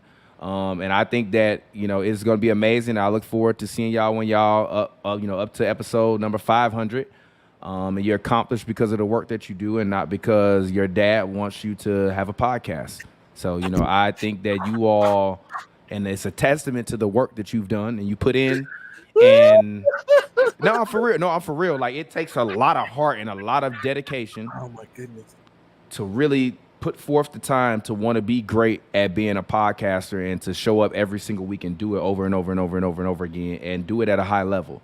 It's a lot of mediocre podcasters that have done a lot of mediocre podcasts and got signed, but I give you all a lot of credit for just like really putting in the work and like focusing. And even Cam get on my nerves a lot of times, but he's always asking for things that are moving the podcast forward and the momentum of it. So I love that. That shows me that he's a real student of the game. And that's the one thing that I do like about Cam. Like, even him going back to school to learn how all of this works and it fits together and it puts together in a scheme. Like, to me, that shows a real level of dedication for you to go back to school when you could have just kept going forward and doing the same thing. Even though you weren't that great, you went and you learned and you got better. And that's the really valuable thing. And that's the thing that will always have you as a part of my team, and not just because you cool or you somebody's son or something like that. And I appreciate Cleavon because, Cleavon is just a great guy. It seems like he's a great guy. Cleavon, I'm sorry, I still have not finished your book, but I will finish your book, I promise. But I started it. I read it, but I have to finish it. Phenomenal book. You all need to go buy it when it drops. They are more than podcasters, more than sports reporters. These guys are legends. I love them. Thank you all so much for your time. And no, I do not want to talk about somebody's son who is irrelevant.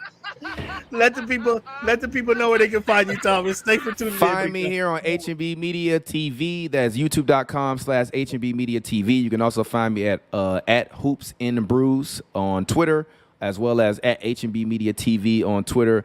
Make sure if you are listening to this and you've been watching this and you haven't dropped a like, a comment, a subscribe, you haven't given this 5 stars on the Apple Podcast or Spotify, how about you do that? This is episode number 300. You're not locked in yet. What the fuck is wrong with you? I'll see you guys later. Much love. Appreciate you.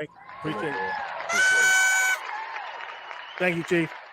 We got another Mr. Eric Williams, Eric D. Williams. How you doing, big dog? What's up, fellas? Doing good. Hey, man. Thank you for tuning in, big guy. Thanks for hanging with us. Sorry about that long soliloquy, man, but you are here, man. Thanks for joining us. Episode 300, Eric. Episode 300, man. It's been a long ride, but it's been fun. It's been fun, and I appreciate your commentary, your assistance, your feedback. I'm gonna tell you guys the story. I told it before, but I'm gonna tell it a different way this time. I respect Eric in his game because I showed up at the camp and I had no idea what was going on. Other than I knew the quarterback was going to say hike. I knew that he was going to drop back and throw it to the receiver. I knew he was going to hand off. There was 1 or 2 things that can happen. But to understand how to cover the NFL properly, I followed Mr. Eric Williams. I know I got on his nerves because I was asking question after question after question. And Eric, that was one of the big reasons I wanted to go to school, because I got tired of bothering yourself with silly questions, and I want to figure out exactly what I needed to be doing, the questions to ask, and how to carry myself. But I did learn how to. I got a outline from Mr. Eric Williams, so thank you, Eric. Thank you for that. And then, fans, I'm talking to. We meet it usually at the facility and go into the press room where we kind of gather, and they tell us, okay, you can come down to the field at 12:30. You know, times may not be exact, but you can come down to the field at 12:30. So most of us there at 11:30, 11:45, what have you. Guys like Eric show up at 12:01, and then they're the first one to get at the door to go into the field. But Eric is sending this tweet. Eric was working on the story. I don't know if you remember the exact story, but it was there was some confusion going on with the owners. Eric was working on the story. There was a legit story that they were working on. I get it. I was like, Eric, forget exactly the question I'm asking him, but I'm like, Eric, yo, what's going on? What's going on? Cameron, I gotta get this tweet out. Give me a second. Just give me 10 seconds. Let me get the tweet out. And again, I was just trying to get an understanding of what I should be doing, how I can carry myself better. But that was Eric's passion and determination to get the story right, to get the tweet right. Do you remember that situation, Eric? I do remember that, because I was not a happy person at that moment, because it was breaking news. But it was breaking news. But like you said, we always talk about, I don't want to be 2 minutes first. I want to be right more than first. So I wanted to make sure that I had it right, what I was saying. It was when Dean Spanos dropped a F-bomb because he was angry because there was a report out there that said the Chargers were trying to move to London, and so he just kind of had gotten tired of hearing the report. So he's emphatic in how he responded to it, and basically he did that purposely to kind of make his point. And so we had got the information, was trying to get it out there. You were asking me what had happened during that interview. I was like, pump the brakes, bro. Like, I gotta do this real quick. And he didn't say pump the brakes, folks. He didn't say pump the brakes. I might have said something else. But that's exactly that's what I was trying to say. Sure. I get it. No, and I understand the scenario you were in. And I don't want to say pressure, but I understand the scenario. But again, I was trying to find out for myself what the hell was going on, because I wasn't invited to the meeting. But no, hey, Eric, I appreciate your time, man. You've always been really cool with me. You've been cool to the show, always been a good friend of the show. So thank you for coming on. Sure. And man, how's your summer been? Well, first of all, let me congratulate you. 300 is a lot. Let me congratulate Cleavon for doing 300 shows with you, because that takes a little bit of patience. So congratulations to both of you. Summer's been great. It's been good to just kind of, get some time away, spend some time with family, do some things with them. My kids are getting older. So I want to, try to enjoy, being around them as much as possible. And then, always know that, the season is coming. And once the season's coming, you're kind of back on that hamster wheel and you're running, until February. So I'm enjoying these last few weeks or so before training camp starts. Yeah. And you're looking up to somebody now, huh? Oh yeah. He's got me by at least 4 inches, bro. Yeah. And he's talking a lot. Yeah, I bet. He's been waiting for this moment. We're gonna play some one-on-one and see what it's about. You don't understand. I still got them old school moves, and it's not gonna be fair. There's gonna be some fouling. It's gonna be some fouling. You hear that? And take full rank up. So, So Eric, want to ask you a couple questions. You didn't travel, if I remember correctly. You didn't travel covering the USFL or the UFL. Yep. How did you think their second season went? It was kind of their inaugural season, their first joint season with the former USFL. How would you grade that season? And I talked to Moose Johnson. He was at the Stallions' first game of the playoff. They were here in Birmingham. And I talked to Moose Johnson, and a couple weeks prior, I talked to Larry Roundtree. Okay. Who was a former Chargers, right? It was the game. I don't know if you watched the game. I think he had 2 fumbles that game. I talked to him after the But what I was curious about was how legitimate of an opportunity did he feel this was getting back to the NFL? And he was like, well, it's not practice, but every chance you get a game rep, every chance you get to put a game rep on tape, you want to do that and do your best. And so this is just more game reps, more opportunities, which made great sense. And then he still had his eyes obviously on getting back to the NFL, which was cool. And then Moose gave me a unique answer. I asked Moose a similar question. Does he see this as a legitimate opportunity for guys to kind of go back to the NFL? And what he says is, we're trying to make a league here. We don't necessarily consider ourselves a farm team for the NFL. We're trying to have a good league here where we can generate good fans every year, have fans come back and fill the stadium. I thought that was kind of a much different answer than Larry gave me, than Roundtree gave me, and I guess that was from an executive perspective. What's your thoughts on it in covering the two leagues? What's your thoughts on that, on the league and how they're doing? Well, let's talk about the league itself in terms of the talent level. I do feel like the talent level was the best I've seen in the 3 years covering spring football, and that's 2 years of the USFL. And then now this third season with the XFL and the USFL combined to form the UFL. And I say that because you had 16 teams condensed to 8 teams. And so you cut off a lot of talented players that either went from being starters to backups or from backups to no longer playing. And so I think the quarterback play was better. And I think, like you just said, your conversation with Larry Roundtree kind of gets at the heart of why they're doing this. When you see guys like Adrian Martinez and Matt Corral play in this league instead of being a backup or a third team guy in the NFL, that's telling you that they value those reps more so than being the backup in the NFL where you're not going to play. How are you ever going to prove that you're capable of playing if you can't get the reps to show that what you can do? And Adrian Martinez has been able to do that with how he played. Now guys can watch him and they have a vision of how he will fit on their team based on how he played against, I think the competition, if you're going to talk in baseball terms, it's like AAA baseball. It's like go and watch the Tacoma Rainiers play. There's guys that played in the league that are now kind of on their way down, and there are guys that are on their way up and ascending, and they kind of meet in the middle to form this, this minor league football. So the speed isn't the same as the NFL, and it shouldn't be because the caliber of athletes aren't the same. But you do have, a handful of guys that you watch and you're like, that's probably an NFL player.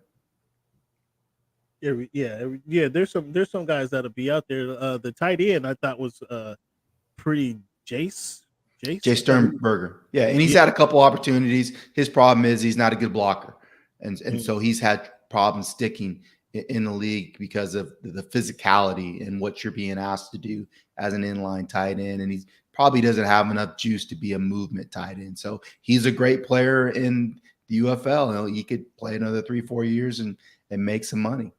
Yeah. So that was kind of my take on the USFL or UFL. You went to more games than I did. Yeah, covering it well. They were here in Birmingham. Covering it was pretty cool. They got this brand new stadium here. So one last thing on the UFL. Sorry, the one thing I will say is they need to do a better job of building the fan base in the home markets, and I think that's the next step, the next evolution for that product is it can't just be St. Louis fans only, people showing up to watch in person. They have to do a better job of marketing in those home markets. And then I think ultimately what they want is, franchise ownership of those individual teams to be able to stand on their own. So one thing I found very interesting, extremely interesting, I actually did a story on this, is the first game of the season here in Birmingham. Also on that same day, they had Alabama had a day, was their Alabama's practice game, red-white game, the football team, University of Alabama. They had University of Alabama had a softball game and a baseball game on that same day. Now they started at 1:00. The Stallions did. Alabama's A-Day practice started at 12:00, and the baseball games were later on in the evening. So if you were in Tuscaloosa, you could have went to the practice game and then to either the softball or baseball game. But they had a house full at the Stallions game. I ended up talking to people because the question I wanted to get answered now, they won the championship last year, so that kind of helped the scenario that they're coming back to unveil their championship banner, if you will. But why would you choose this game over going to Alabama, the baseball game, either the baseball, softball game, or the college football game? And I found out that cats drove in from North Carolina to watch the Birmingham Stallions. Some of that was legacy from way back in the day. Older cats our age that had seen them play back in what was mid 90s, late 80s, early 90s. They were coming back because they wanted to support the Stallions. They supported them then. They had the old jerseys that came back to support them then. So I found that was very strange. So it was when you talk about support, they want the cities to do more marketing within the city. They can do some more marketing in the city, but this became like a regional game versus city of Birmingham game, and that's what they need because obviously a ton of people here. But that was just interesting. That is something I pulled out of there. Why I brought you on? Obviously you cover NFL, and the NFL is coming up, so I know you're kind of thinking about kind of what's going on and kind of re-looking at your notes from the draft and from minicamp. What would you say? What are your top stories? Now I got my top stories going into the season. What would be your top stories that Fox Sports is working on? I think, if we're looking from a league-wide perspective, I think you have to start with the Chiefs. They're the defending champs. Can they be the first team that three-peats? It's going to be something that, people are going to pay attention to and follow throughout the year. I think along with that, Aaron Rodgers moves the needle nationally. So people are going to be interested to see what happens. Hey, you roll your eyes, but I mean, that's going to be a national storyline is how he comes off the Achilles. Are the Jets for real? What crazy thing is Aaron Rodgers going to say next? Can he still play at 40? I mean, I think that's the real question. I can answer that question right now for the fans. Jets won't make the playoffs. There you have it. You heard it here first in July. Like a true Miami Dolphin fan. Well, I mean, are they going to pay? Well, that's another story. Are they going to pay your boy Tua? No. I think they got to pay him. If Trevor Lawrence is making $55 million a year, certainly Tua can get broken off. It's looking ugly, but okay. So the Jets, I don't think. What's the score of this game? It's I'm gonna tie this two together here right now. The USA versus Canada, it's 50-45 in the third quarter, midway through the third quarter. So it's a 5-point game, right? They haven't USA's up. USA is up by 5, so they haven't ran away with it. Yep. You can't just throw a collection of superstars together and expect everything to click. We don't see that happen very often. And this guy, Mr. Ayahuasca, who the Bucks did it. Brady, Gronk. That defense that they were playing with had been together for some time. So right? The Jets defense. No, goodness gracious. That defense they had been together for some time. The quarterback before Tom Brady came down there, weaseled his way onto the field, he threw 40 touchdowns and 40 interceptions. If they sent Geno Smith, and I'm asking you about Geno Smith in a little bit, if Geno Smith goes down there and doesn't throw 40 interceptions, they're going to make the playoffs on that statistic alone. Let alone the guy's going to come in there and throw less than 10 single-digit interceptions. You're saying the team was solid, how to win, et cetera, et cetera, et cetera. But it wasn't a pile; it was a collection. They brought a couple players, the tight end from the throw to, the receiver for them to throw to. It wasn't a collection. It wasn't a pile talent like the Jets are just trying to mash together. Did you forget AB was on that team? No, I said his receiver. I said brought in his receiver. Okay, brought in the tight end to run a couple routes. We'll call a couple plays for you. Run the receiver aside on the opposite side of one of the most consistent receivers the NFL has seen. Like, come on, somebody. Leonard Fournette. I mean, come on now. They went out there and signed a bunch of dudes. I mean, you got to be honest about it. I mean, the defense kind of was intact, but on offense, they threw a bunch of people up and made it work. Are you comparing?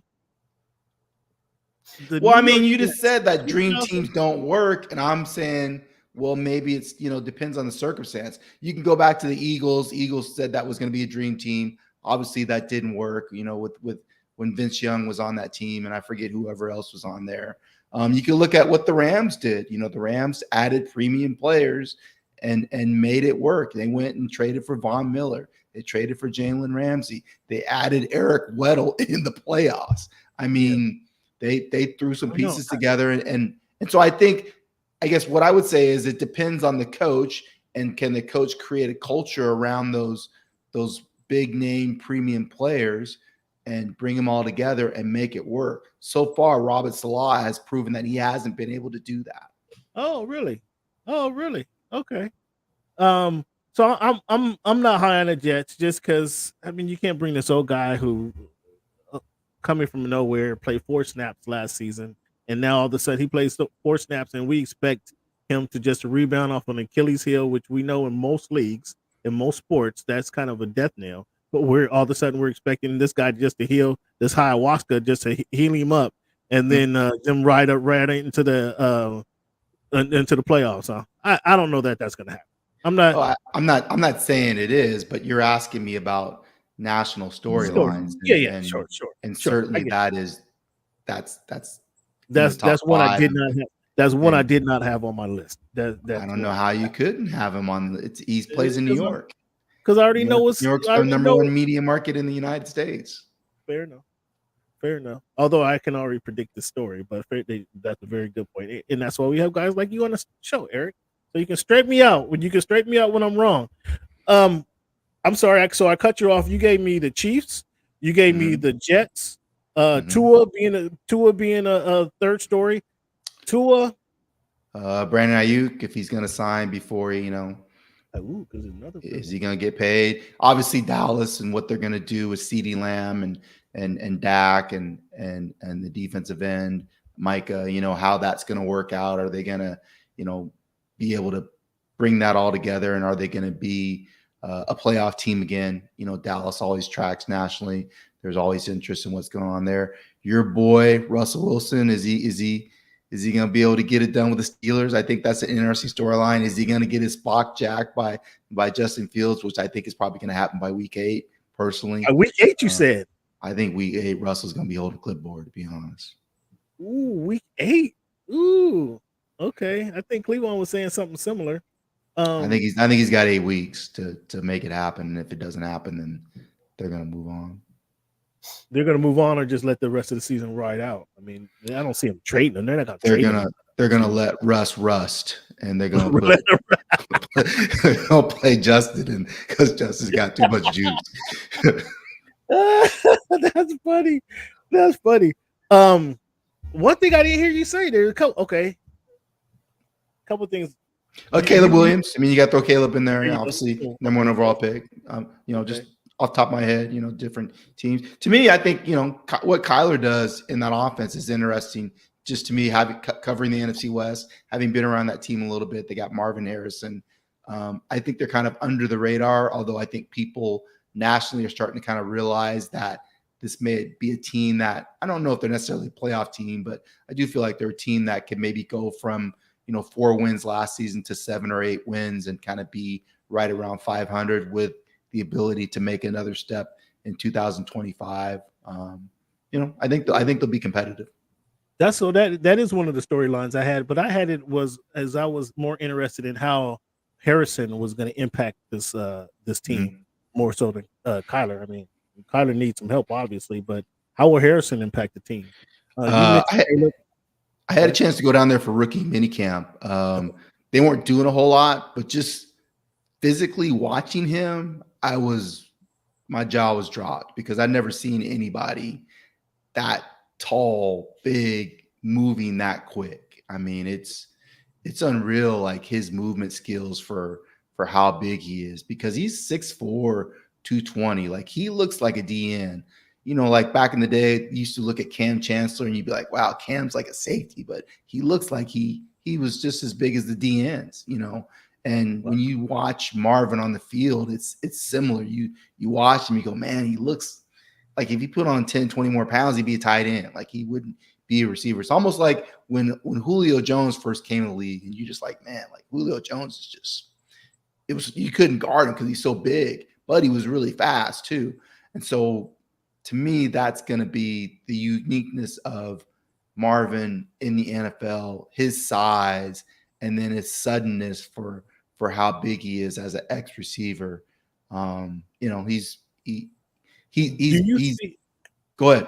Is he closer to Larry Fitzgerald than his predecessor, the senior? He's faster than Larry. He's faster than Larry. He might not be as strong as Larry, because I think that's what Larry was so good. He was so strong at the catch point, but he's faster and more explosive than Larry was, in my opinion. I think Larry's probably a better route runner, you know. Larry was more of an inside receiver, especially later in his career, where he's a true put him on the edge and let him go to work. Interesting. Okay. So yeah, that's what I had the Cardinals on my list, but I was more looking to see, is he going to elevate Kyler's career? Is he going to take these guys to the next level? Jalen Daniels, the Commanders quarterback. Yeah. What do you expect from him? What do you expect from him? They had some tools. I mean, they kind of depleted their defense, not only last year, but the year before.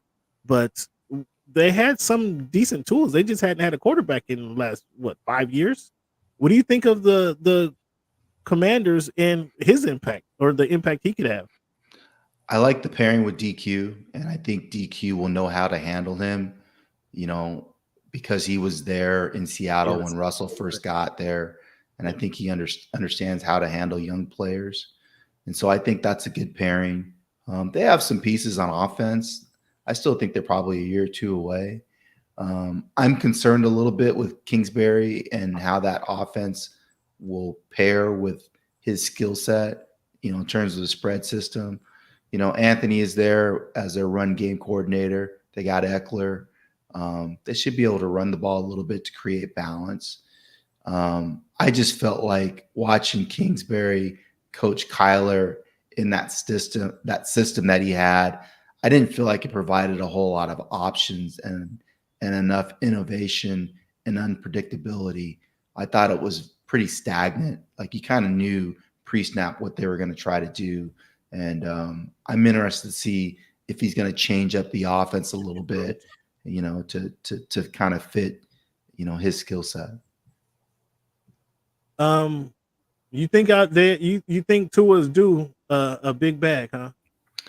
I don't think they have a choice. I mean, it's the same way I feel about the Rams. Like they have to pay Stafford. Who else is going to play behind him? Like, Garoppolo's suspended the first 2 games, so you're not going to roll Stetson Bennett out there. So you got to get in the bag. Like, who's behind Tua? I don't even know who the backup is. Who's the backup? Yeah. Well, it's what's his name, right? Is Bridgewater the backup still? No, he's not there. To be honest with you, I don't know who the backup is.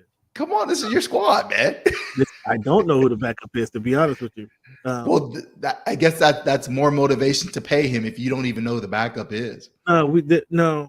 So here's my thing with Tua. I gotta see it. Again. He made 17 games last season. Kudos to him. Congratulations. But Eric, they were 1-5 against playoff teams. 1-5. When's the last time Dak won a playoff game? And that's why Dak hasn't got paid either. How many playoff games does Trevor Lawrence won? But he won the one game against. How many playoff games has Justin Herbert won? It's the going rate for a quarterback. I mean, that's just what you're paying. It is what it is. I mean, you know, if you want a legitimate quarterback and you want to have a chance to at least make the playoffs, legitimate quarterback though? Is he a legitimate quarterback? He was in the MVP conversation for, you know, half of the year. 5 weeks, 5-6 weeks. He works well in that system. He gets the ball out quick. You know, you're just in trouble if you got to go play in cold weather in December, January. So you better get home field advantage. And we're gonna be in that same situation this year, looking at the schedule. And they better win the East. If they win the East and they get those games at home, then they got a shot. They had a chance to win and not go to KC. Everybody knew it going into the game. You beat Buffalo, you play Buffalo again the next week at home, or you lose and you go to KC. Right. That was on the table. We knew that going in before they kicked off, and they just got trounced by Buffalo. It was they didn't show. I can't remember. Was that game in Buffalo or Miami? No, they were. It was in Miami. They would have played the next game. They would have played the next game. They can't. They did That's themselves. But I mean, they were also they were injured too going into those last late in the season. games. Yeah, late in the season. They're playing a lot of backups. It was backup. Are the Lions for real? This is something else I want to see this season. Are the Lions? Yeah. Lions are legit. You know, I'm not a Jared Goff guy. I'm not. You know, I to me, you know, again, as another guy, you just paid a lot of money, and I get it. But you know, 3rd and 5, and you need to play. Is Jared Goff going to run for a first down? No. I mean, that's not good. He's not going to be able to do that. He's a quarterback. He throws for the first down. Well, sometimes, you know, the pass rush comes and you got to get out. I mean, yeah, he's a little everybody's an athlete out there. Is just Jared an athlete? No, he's a quarterback. No, he's not. That's what I'm on St. Brown is for. I'm on Raw St. Brown. That's why he's out there to catch. But I like the way they're built, and you know, they have playmakers on offense. They have a good defense. I like Campbell as a coach. They're solid. I don't think they're going to get beyond the divisional round if they make the playoffs, but you know, they have some good pieces. So Cleveland likes that. Cleveland agrees with you there. Cleveland might not even have them making the playoffs this season. Tough division. Yeah, I still got them winning. I think Green Bay's going to come in behind them. Green Bay's winning that. You got Green Bay beating the Lions for the division? Yeah. Okay. I mean, I like Green Bay. I don't know that they're going to beat the Lions, though. I like Green Bay. I really like Love. I was surprised that he started off so slow, but once he got going, he looked really well. Can Caleb Williams? Caleb Williams, they got a collection of talent. They've been rebuilding that squad there. They bring in a Dunze. I think Cleveland, you got your Dunze jersey yet? It's on the way. Oh, it's ordered. See, Keenan Allen. I think Keenan Allen going to see a sort of a revival here, probably until November or October, November, whenever the first ice storm comes. When it gets cold. That might be the end of the revival. But I think he's gonna. By that time, he will have coached up those receivers to be productive. What do you think? What do you think of their chances? I've heard some people have them in the playoffs. What's your thoughts on that? Yeah, I think they got a shot to hover around 500 potentially. My concern with Caleb is I think if they get off to a good start, I think he'll be okay. But if they go 1-3, 1-4, and they struggle, how is he going to handle that? Like, I don't know if he's built for those kind of press conferences. And you know, the media at Chicago don't play. Like they will get after him, and he's going to be able to have to sit up there and answer those tough questions. And also, you know, how is he going to handle the locker room situation where it seems like a lot of those guys were Justin Fields fans and really liked the mentality and how he was as a player in terms of his personality, you know, how he carried himself. So, you know, Caleb's different now. I mean, he's a unique dude. So I'm interested to see when things start to not go well, how he handles it. Is he able to work through adversity and still, you know, continue to perform? You know, a lot of people forget, like, you know, Russell Wilson's rookie year wasn't smooth. Like, there was a point where they were considering replacing him with Matt Flynn, and he needed to play well, particularly that New England game, and that was the one that kind of pushed him over. But before that, I mean, it was somewhat rocky, and Caleb, as good as he is, he's playing in the NFL, and he's going to have some rough spots, and I'm interested to see how he handles it. Well, in his first, they have a bye week in week 7. He goes Tennessee, Houston, Indianapolis, the Rams, Carolina, and Jacksonville. So he has a favorable schedule to get started with. I mean, they should be 4-2. There's 3 or 4 L's there. 3 or 4 L's. Houston, they're not going to beat Houston. The Rams probably not going to beat the Rams. And Carolina, they should beat Carolina, right? The Colts. I'm not sure. I'm not sure about the Colts. I don't think they'll beat Indy. You like the Colts? I'm not sure about the Colts. Is that in Indy or Chicago? At Indy. Yeah, that's an L. Really? So you got them go 1-2 then, because they'll beat Tennessee, lose to Houston, lose to Indy, now and then go to and then welcome the Rams. So what if they lose to Tennessee?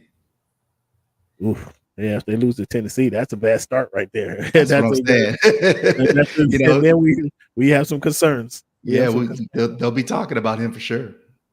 So yeah, Caleb, and obviously we're looking at Caleb. Jalen Williams, I'm very curious to see how he does. But one thing I didn't hear you talk about was Jim Harbaugh. What's the Harbaugh impact in Harbaugh affecting Los Angeles with the Chargers? Harbaugh's known to run the ball. They brought in some players to run the ball. He wants to get tougher on the offensive line, which makes sense. The line of scrimmage would make sense. I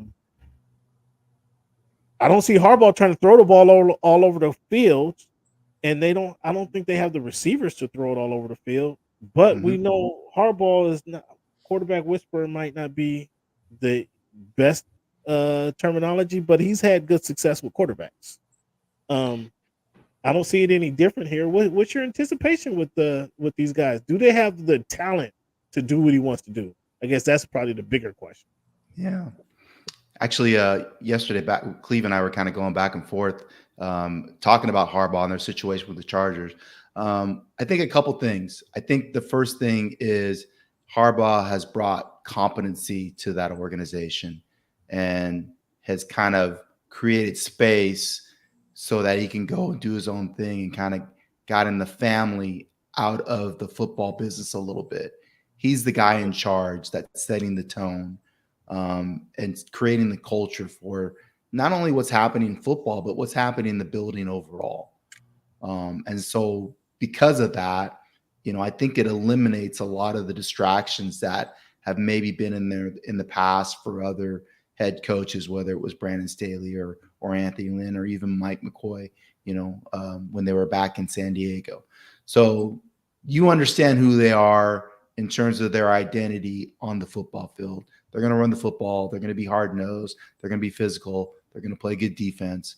They're going to try to limit mistakes, just kind of old school ground and pound football that we grew up watching, in the 70s or 80s. He's the son of a football coach.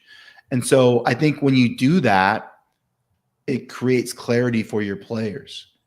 Like, they kind of know and understand what the expectations are and what their roles are, clearly defined roles for what you're asking each one to do.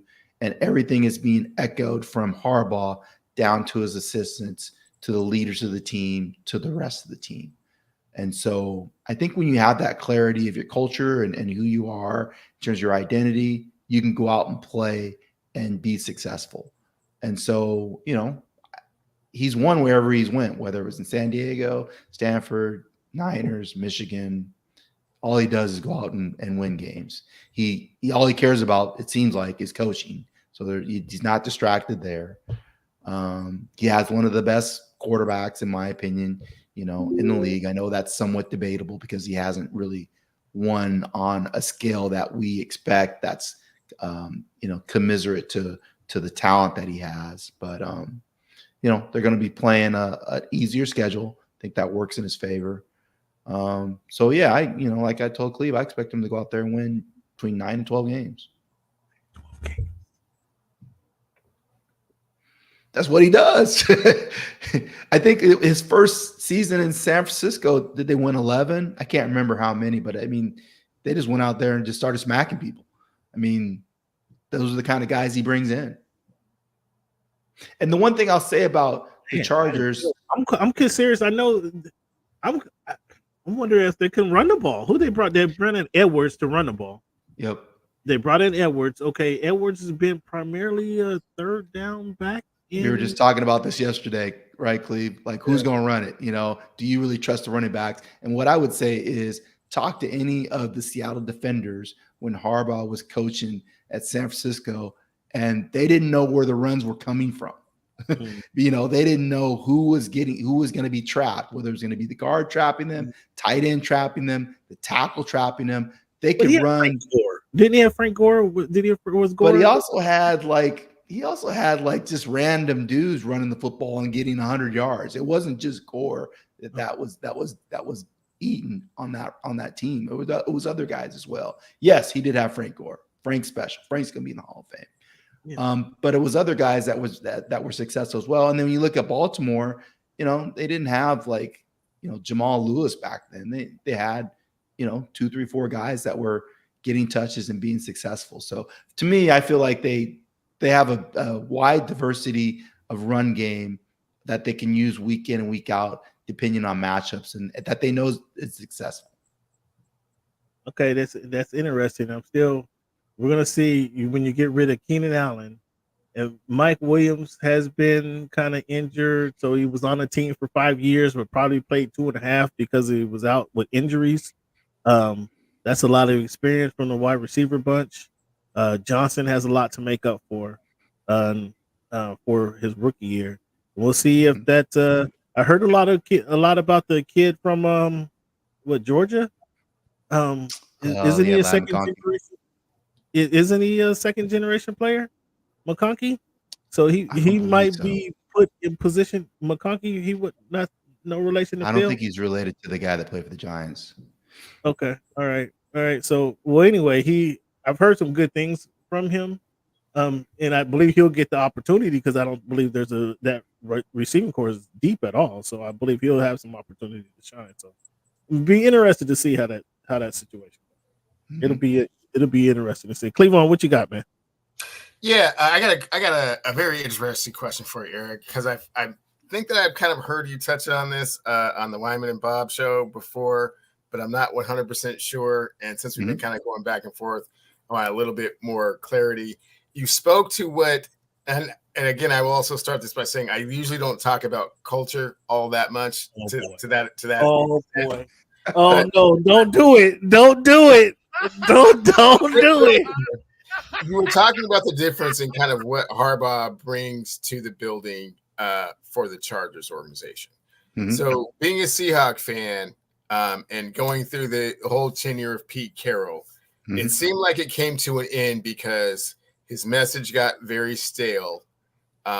He was a nicer version of George Karl, wherein he knew exactly what he was going to do, and he wasn't going to make any adjustments, and he was particularly loyal to certain players, and they kind of always followed that because they always kind of knew what was going to happen because they always did the same thing. Extremely, incredibly predictable. The organization decided that they didn't want to do that anymore because the results were typically 9-8 the last couple of years. And although that's, they made the playoffs 2 years ago, but not last year, it was like they felt like they were kind of, stuck in the mud, so to speak. So they make the adjustment and they go and get McDonald. And from all of the accounts that I've heard, it's been like a breath of fresh air. Everyone is on board with his innovative style. And they bring Grubb over from UW, and everyone is enamored with this wide open offense and what it can do. But being that McDonald is a rookie coach, do you think that he will get the opportunity to make the mistakes and not succeed preliminarily the same way like someone with a Harbaugh would do? Or do you think that because Harbaugh has that cachet of being a national champion in the college ranks and then also taking, the 49ers to the Super Bowl, so that kind of like it's his way or the highway, it's his word is the gospel, adverse. Mike McDonald being more of like experimentative, so to speak. What do you think that goes? Yeah, I think it's a great question, and it was something I was kind of trying to talk through on the radio. Is he should be given a longer rope because it's really hard to be the guy that follows such a successful coach as Pete, you know. And Mora went through this when he followed Holmgren, and he was already in the building, so that was supposed to be a seamless transition. They gave Mora a year. And, you know, they were 5-7 at some point. They end up going 5-11. Mora does his press conference. We think he's good. Little do we know that Seahawks brass is down there interviewing Pete while all this is going on. And then Mora is asked to move on from his hometown team, his dream job, after just one season. So he didn't – it's NFL football. I mean, it's pro football. There's no guarantee you're going to get that long of a leash. With Harbaugh, I think it's different because of the amount of money that they're paying him.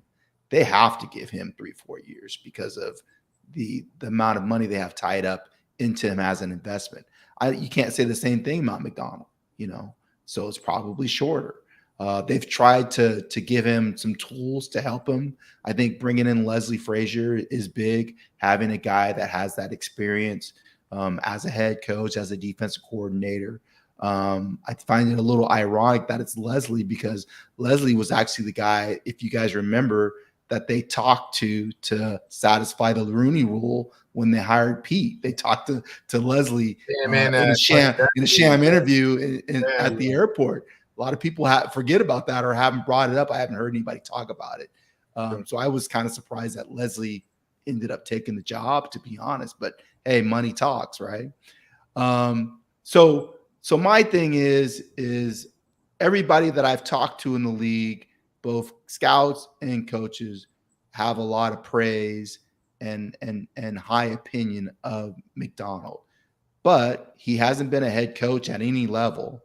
He brought in an offensive coordinator that has not been an offensive coordinator in the NFL, was successful in college, but, you know, when you play in the league, every week is a bowl game because you're going against some of the best defensive minds, you know, ever to coach when you on a weekly basis.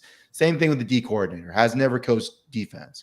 We don't know how McDonald is going to handle game situations in terms of managing the game and making those kind of decisions.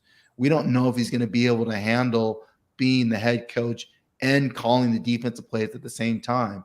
Cam, you saw this with Brandon Staley, you know, great defensive mind.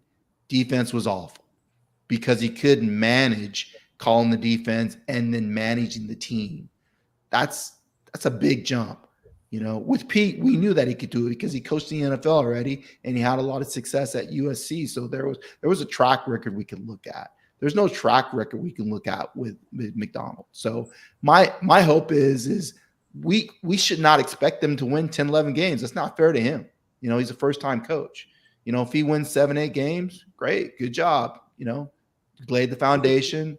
You know, wait, are we downplaying the talent that's on there? I mean, they got a talented quarterback. I think we're over evaluating the talent. I mean, let's be real. How many Pro Bowlers do they have? Okay, especially on defense. Like, be real. Look at the defense. But it's a young defense. It's a young defense, a young secondary, right? Young defensive linemen. But how talented are they? They try to bring in the linebackers, try to bring in a veteran linebacker. Look at Seattle's defense and look at San Francisco's defense. Who would you trade out? Well, that's who they're competing against. But we're talking about a Super Bowl ready defense versus that's who they're competing against. It's just like the Chargers. The Chargers are competing against the Chiefs. So you look at their roster and you look at the Chiefs roster. That's who you're trying to beat. I get that on paper, yes, that makes sense, Eric. But when you look at where we're at, right? This ain't the AFC South. We're not playing in the AFC South. You don't get to play Tampa Bay twice. Seattle defense versus the Niners defense. They have young players that haven't had a chance to develop and flourish. The Niners tell me how many players on Seattle's defense could start on San Francisco's defense? I think just 2. Maybe the be honest. Maybe the quarters. I think Weatherspoon and Big Cat. That's it. Williams would start, Yeah. but other than that, that's probably Maybe about it. Chenna. So you said something. You said something. Bringing in Leslie Frazier. Does this obviously they have high hope for McDonald, and they want to do the best he could. But bringing in that protector, if you guys somebody with experience in that makes sense to help him, through the pitfalls of the coaching. If you lose 2 games, kind of, keep him motivated. You still have to go coach some men right here. So you can't be too down on yourself. Would he then not get the credit if they win the 11 games? If they surprise? He gets the credit. I mean, there's a lot of guys around the league that are brought in advisory roles, just to be another sounding board that have, been coaches. I think with the Raiders, I believe Pierce brought in the guy that used to coach the Bengals, Lewis. Oh yeah, Marvin Lewis. Yeah, Marvin Lewis. And I think, he knew him. Jim Caldwell has served in that capacity. I think he was doing that for the Panthers. So it's not uncommon to have that, that advisory roles. Leslie's not coaching the team. I mean, he's more of a sounding board for McDonald to just ask different questions, which is good. Yeah, I mean, it's certainly a good situation. You want to put your guy in the best situation possible, but it's also saying that we're not fully confident that you can do this alone, so we need to give you some help. It's kind of, I guess, a different way to look at it. I mean, McVay, when he was the Rams, Wade Phillips was their defensive coordinator. So does he not get credit because Wade was the defensive coordinator? You know what I'm saying? Like, it's not uncommon for young NFL head football coaches to have veteran guys in there that have kind of been there, done that. What do you think about Geno? Is this kind of Geno's last gasp, if you will? I think so. I think this is Geno's year to prove it. Either he's the guy or he's not. I had a lot of respect for Geno. Obviously he was with the Chargers when I covered the team. And a lot of players again spoke highly of him. And Geno, when you watch him at practice, I mean, he looks like a legit dude. He can sling it. I mean, he's got a great arm. He's a pretty good decision maker. But can they protect him enough? And can they unlock some of those deep chunk throws that we know he has ability to execute on a regular basis? They got to get more out of DK. I don't know how they do that. Hopefully Grubb can figure out schematics. Did you just say DK Metcalf was limited? Did you just say that? I just think he's such a talented player. They should be getting more out of him on a more consistent basis. And then I think for me, I want to see Jackson emerge as the guy. I think he's the most talented of the 3 that they have out there in terms of being able to. I certainly agree. I think they got a nice court. I think separation on a consistent basis. I think they got. To me, he's got to get it. Jackson's got to get 8 to 10 targets a game, in my opinion, for them to be successful. He's ready. This is be his second year. He's ready for that. Yeah, he's a first-round pick. He's more than ready for it. This is his second year, right? Because we're going into his second year, right? Yeah. Come on now. You ready to give 8 to 9? Wait. Did you see Puka Nacua last year? Fifth round pick. He seemed like he was ready. Well, I mean, he was thrusted into way smoother routes than him, and is much thrusted into a situation though. But that was kind of a pass-heavy offense, and their number one guy goes down. Are you ready for this opportunity? And he took full advantage of it. Yeah. So yes, I wouldn't consider Seattle's offense a pass-heavy offense, but you might be changing your mind after week 1. I mean, Geno, put the ball in Geno. Let Geno cook. Some people don't like Geno behind the iron. I say let Geno cook. But they also get those shirts ready, Cam. Get those shirts ready and show up at the stadium ready to sell those babies. Okay. Let Geno cook.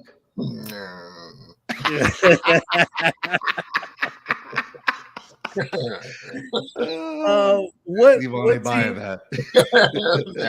It's being a little too much, Gino.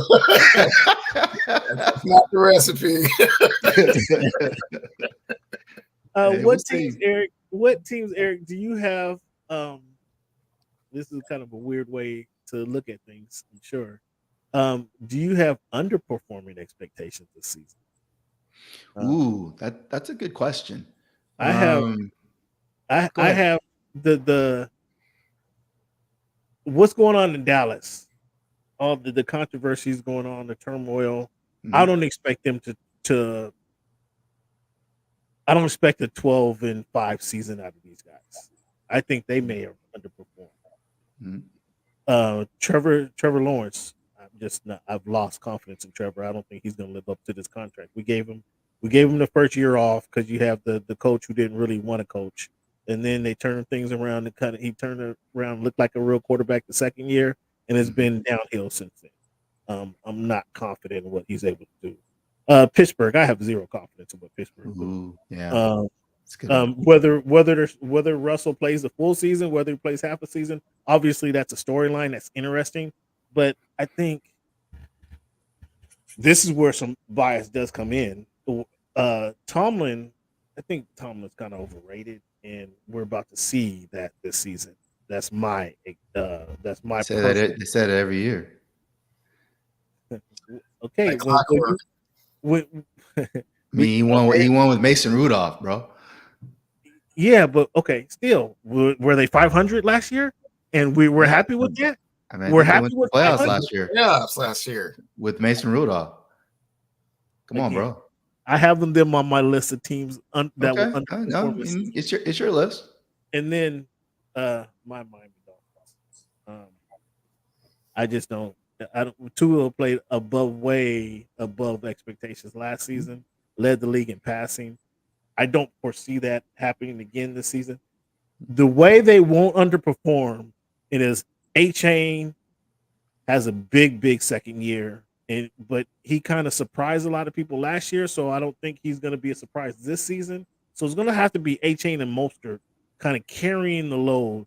And then if Tua's able to play off of them, he obviously has one of the best receivers in the game. He definitely has probably arguably the best receiving core in the game. You're going to say he's got more than one.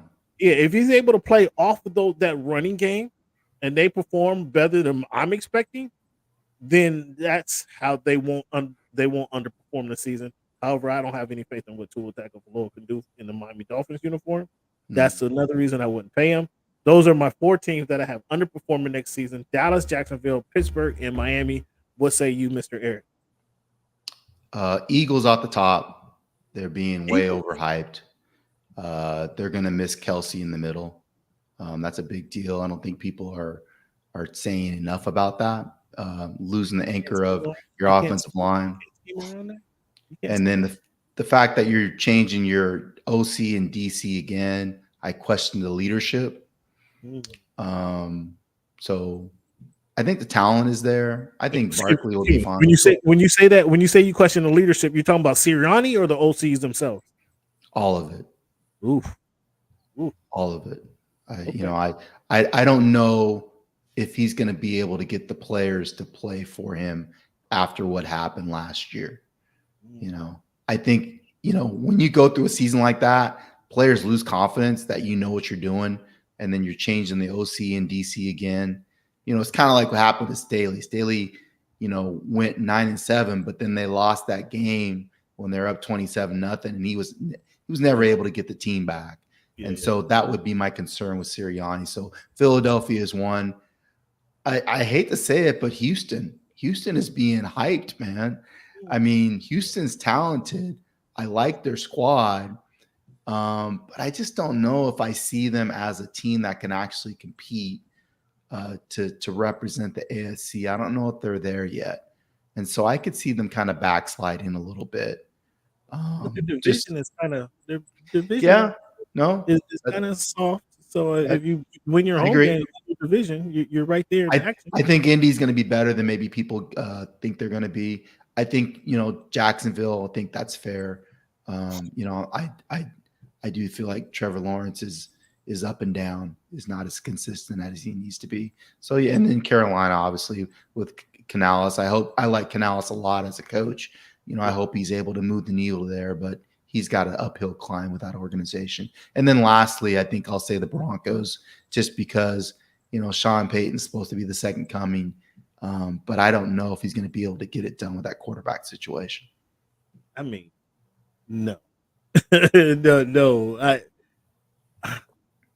But I mean, he's playing in a city where they expect him to win. I mean, Denver is low key, a tough place to coach because it's all about the Broncos in that town, and people were starting to not come to games, and that's an issue for that franchise, and how much they spent. So he better figure it out quick. I mean, yeah, I don't. They may have already seen their ceiling. I don't know. I don't think he's not going to be able to rebound after getting ready. I got two quick teams, fellas. Tell me what you think. I'm not 100% sure the Buffalo Bills are going to make the playoffs this year. I think losing all of those receivers and all of that attrition on defense is going to eventually catch up with them, and I think this might be the year. You didn't even like Stephon Diggs. You didn't think he was. I know, and he's gone, and so is Gabe Davis, and I like the young rookie. I like his enthusiasm, but he is a rookie. So, and that's right now Josh Allen's number one receiver. So I feel regression coming from them, and I don't think Detroit is going to get back to the NFC Championship. Yeah. I feel a little bit of regression there, even though they were able to retain their offensive coordinator, who was supposed to be this, hot up and coming head coach, and they retained their quarterback. Signed Amon-Ra, all that cheese, and they have that two-headed running attack with Jameer and Montgomery. Aiden Hutchinson is a beast, but I just don't. Where did they regress? Where did they fall off? Strength of schedule and expectation. Before they were like, the lovable underdogs, and everybody, made the playoffs, and this is, this great feel good story. But we're past the feel good part, and it's about trying to get back to where they were. And I feel they're just going to come up a little bit short. I still think they're going to make the playoffs, but I don't foresee them being in the NFC Championship game. Yeah, come on, man. It's Detroit, Cam. It's what they do. Listen to you guys. No, I think they're right there. They have what they need, what you need to win. I mean, they play. They can rush a quarterback, and their defensive on the backside. They can slow. They try to outscore them right now. If they could slow some people down a little bit more, they can defend the pass a little bit more. They'd be obviously much better. But they have on the offense, they have the receiving core that you need, and they have a running game. They have a good offensive line. You ask if Goff can run for the first down. Well, Goff has a lot of weapons out there that if he knows how to utilize the weapons, he'll be okay. I mean, if they don't make the NFC Championship, if they lose in the second round of the playoffs, sure, it's a regression because you didn't make the Super Bowl, but I don't think that would be a bad season for them. But it is, the progression would get to the Super Bowl. Can they make that? I don't think so. I think San Francisco has that locked up. Eric, do you see, back to the original question, the original thing that you're looking for this season, do you see the Chiefs three-peating, excuse me? Will we see our first three-peat that we NFL fans see the first three-peat of our lifetime? No, I don't think it's going to happen. I think it's too hard. I think too many things have to go right for them to make it back there again. And not only make it back, but to win it. I mean, last one they won in overtime, and a lot of things had to go right for that to happen. Everybody has to stay healthy, and so I just don't see that happening again. I think Bengals, man. I would like to see a Bengal resurgence. I would not be mad at that. However, let me rebut your opinion there. If the Chiefs had the worst season we've seen Patrick Mahomes play as a starting quarterback in the NFL last year, and they won the Super Bowl, I don't see Patrick Mahomes having another stinker. Now, granted, the receiving core wasn't up to par. I think they got better receivers this year. And the guys who performed or who played halfway decently are coming back for another year. So I think I mean, I'm gonna have to stick it with the Chiefs. It's gonna be a great season, but the Chiefs are head and shoulders above the rest of the league, I would suspect. Yeah, I mean, Mahomes wasn't great statistically, but when he needed to play well, he balled out. I mean, I was at that game when they played the Dolphins, and it was like -10, and I couldn't believe how he was up in KC. You was What's up that? in KC. You were up. Yeah, there I was at that game. I mean, it was the coldest I've ever been in my life.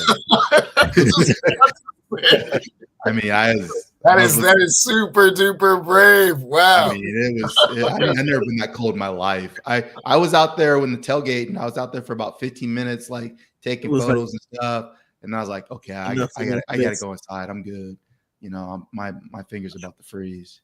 But again, that's to my point. To my point, they rise up in those situations where, I mean, the quarterback who's on, he wasn't in the rhythm late in the season, but that offense who had been humming, you know, they came up and just froze. They froze in the ice.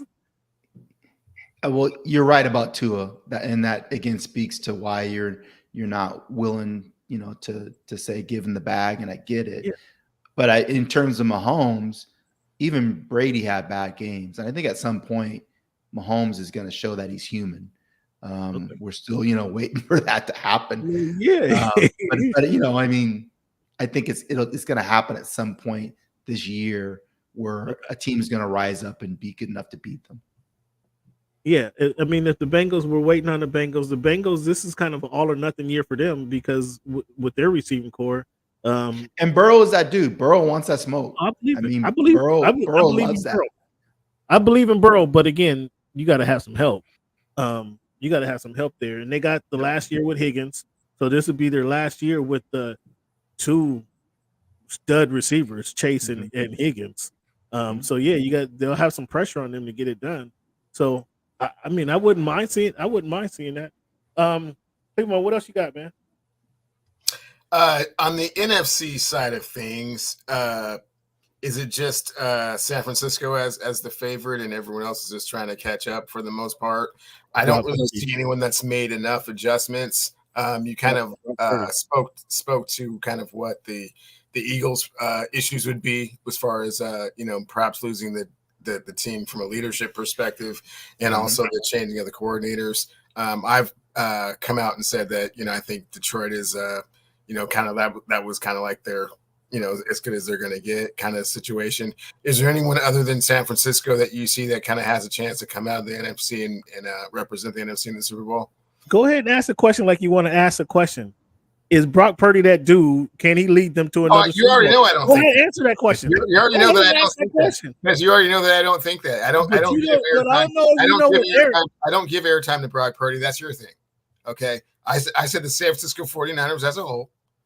Okay.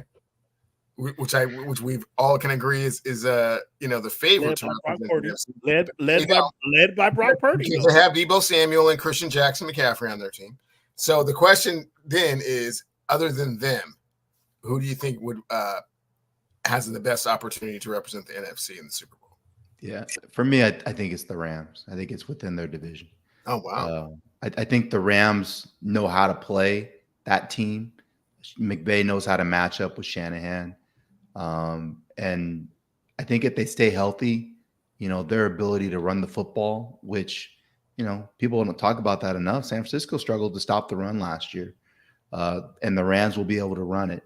And the Rams will know how to get into matchups that they want to take advantage of San Francisco's weaknesses in the secondary. They'll try to play keep away, you know, to keep the ball away from San Francisco's offense. The key, obviously, is you lose Aaron Donald. How are they going to be able to consistently create pass rush to make Purdy uncomfortable and also to stop McCaffrey up front from doing his thing? So Kobe Turner is the guy. You know, nobody from that organization wants to put all the pressure on Kobe, but they're going to be asking Kobe to do a lot of the things that Aaron was asked to do. Can he fill that void? We're going to see. We're going to see. He had 9.5 sacks last year. And he's not going to play nose. He's going to play 3-tech. You know, they drafted Jared Verse and Brandon Fisk, who, to me, I think they would like those two to do what Justin Smith and Alden Smith did for the 49ers. If you remember, when those guys had it going, they were able to play a lot of games. Justin Smith would take two guys, and that would free up Alden to come off the edge, or they would loop him underneath. They really had good chemistry together. And I think the Rams are hoping that Fisk and Verse have that already because they played together at Florida State and showed a little bit of that. Along with those two, you have, Young coming back, who had a good year last year. And then, Kobe, to me, is the key. And a good linebacker, too, that plays behind him. I think a Pro Bowl caliber linebacker. I actually heard we need to keep our eye on those two D tackles from Florida State, and that they may actually take the league by surprise. I actually heard that, which, Florida State did have a number one defense, they were number one through most of the big part of the season last college football season. They just lost their quarterback. That's the reason they didn't make the playoffs. So yeah, a lot of players get drafted. Yeah, we'll keep our eye on that, Eric. Eric, I want to ask you from a standpoint, and this could be a personal question that I'm going to ask online. Well, personal, I say personal, that I personally would want to know, but maybe enlighten the fans. Obviously, you cover the NFL for Fox Sports. Going into the season, what is your approach to the season, and how do you talked about being at the KC Dolphins game? So what is your general approach to the season? And then how do you plan your coverage throughout the season? Can you touch on that? Share as much as you can. I don't know if you can divulge everything, but just share as much as you could. What's your approach to the season? And then also start off by letting the people know where they can find you and they can follow you throughout the season. Sure. You can find me on Twitter at Eric_D_Williams. You can find my work at foxsports.com. And but again, appreciate you guys for having me on. My approach to the season, changes year to year depending on what I feel like are the major storylines that I'm going to be covering, both within the NFC West and nationally. And I try to identify, 6 to 8 major stories that I want to take on and write about, and then pursue those. And then in terms of the season itself, I'll probably travel to 6 to 7 different games outside of the Los Angeles area. I'm probably going to go to Arizona a couple times. I'll be going up to the Bay Area to see the Niners. I will make it up to Seattle to see the Seahawks. Hopefully it's that Week 6 game against San Francisco, which I think is a Thursday night game. And then a lot of the games I'll just be in LA, whether it's the Rams or the Chargers. And so, it could change on a week-to-week basis depending on what happens. Like the second half of the year, if a team is down that maybe I thought it's going to be better, then maybe I'll change where I'm going to be from week to week. But mostly it's just kind of identifying, major stories that I can kind of dig into, and provide, readers with a unique perspective. So, okay. So then that was a great way to start the show off by asking you what are your top stories of the NFL season, because you kind of told us where you're going. So fans, you got to hit the rewind button to find out what his plan is. So if Cincinnati, as an example, you said it could change in the second half of the season. So Cincinnati goes, they go 9-0. Now all of a sudden you want to get out there and talk to Burrow, talk to T. Higgins, and see what's going on. Right. A great example was last year. We weren't expecting the Rams to be any good, after coming out that 5-12 year, and then all of a sudden Puka blows up in that first game. And now people want to know, well, where did this Puka Nacua guy come from? And I was able to go talk to the Rams receiver coach, Eric Yarber, just kind of, what's Puka's origin story? How did you find out about him? And talking to Yarber, I was able to understand that he had talked to TJ Houshmandzadeh, who he had coached in college at Oregon State, and Hoosh actually worked with Puka during the pre-draft process. And so they were able to have some inside intel about Puka. And then Puka played at University of Washington, and the former head coach at Washington was on Rams staff. So they had intimate knowledge about Puka going into it and how he would fit into the offense. And I think, again, those are the kind of things that you're trying to give readers, kind of unique perspective on how this guy blew up. That's awesome. Man. Let's give Eric a round of applause. like I say, Eric has always been a good guy to me. I appreciate his leadership, his wisdom, and his calm demeanor. Now I understand there's another guy in the house out there that might not appreciate it so much there and ready to take Eric to task, but we'll have to follow up with that story and see how that's going. Hey, I got that guy under control. A little stiff arm, and he's good. Well, once again, Eric, I want to thank you guys. Thank you for tuning in to the Voice of the Fans. This is show 300. Thank you, sir. Appreciate your time, man. And we'll hit you up on Twitter, and we'll get you before the season starts just to see if your schedule has changed or how your schedule has changed. How about that? Hey, that sounds good. I look forward to it. I appreciate y'all, man. Have a good one. Awesome. And congratulations. Thank you. Thank you for your time. Thank you. Cleveland, you need a little break, man, or you want to speed through the show? Let's get to it. Man, we missed our numbers game at the beginning of the show. Do we need to go back to our numbers game? We jumped in. We just had guest after guest, so I think it was guest after guest. The 300. Yeah, that was that's quite surprising to have so many cameo appearances. But yeah, we can do the numbers real quick. Numbers game, Cleveland, June 10th, 2024, week 300. Cleveland. Wow, week 300. We fans, just for those of you who's been a part of the show much longer than 300, it's 300 on this platform. We was doing this before then. When we got to this platform, this is week 300. And this Cleveland, this doesn't even count our Sunday brunch specials that we do as well. So this is 300 of this episode of Voice of the Fans podcast. So again, friends, we appreciate you guys for tuning in. Give yourselves a round of applause. Typically every week we start off with our numbers game. And again, with it being July 10th, 2024, week 300, Cleveland, when you think of the number 10, who comes to your mind first, or who wore that jersey number the best? You know, because it is football season, or you know, getting rounding into football season time. Person that comes to mind first is Jim Zorn, because I hear his commercials all the time on Sports Talk Radio. Who wore it the best? I'm gonna have to say Pele. Pele, not a bad answer. I had Herbert was the first person that actually came to my mind.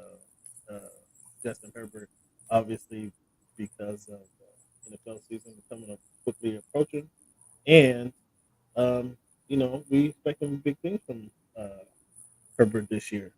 When you think of the number 0, 000, whatever? I went 0, 00 either way. Who comes to your mind first, or who wore that jersey number the best? If we're going with the 00, I think of the big man down in Portland, Kevin Duckworth. Used to put in work down there. Who wore it the best? The Chief, Robert Parrish. Yeah, that's the guy I have. Jeez, Robert Parrish. Duckworth didn't come actually, but that's not a bad pull. Just he wasn't the guy that came from. So good work out of you. That's why we do the show, man. Yeah. And that's why we pull up these numbers. And somebody else might be just not reminiscing, but just to give a shout out to some of those guys who played and don't get the credit or get the love that a lot of players do today. So that's one of the reasons we play the numbers game. Something else we do that nobody else does, Cleveland, is come up with This Week in History. We give a kind of a history lesson, if you will, just some things that happened in the past that, again, often get forgotten, swept under the rug, or maybe not a lot of people heard about this. Sometimes I give it a situation that I may not even heard of. So I think that's pretty cool that we can educate our fans on just different points of history. And that's what we call This Week in History. 7/13/1863, Cleveland. On this, there was a mandatory draft called the Enrollment Act. It was enacted. It exempted the wealthy and led to draft riots in New York City and other major northern cities. A mob of 50,000 went wild, burning buildings, including black orphanage, leaving over 3,000 blacks homeless. Between 1500 and 2,000 civilians dead, most of them black, and over 800 wounded. This was the Enrollment Act. Have you heard of this? 1863.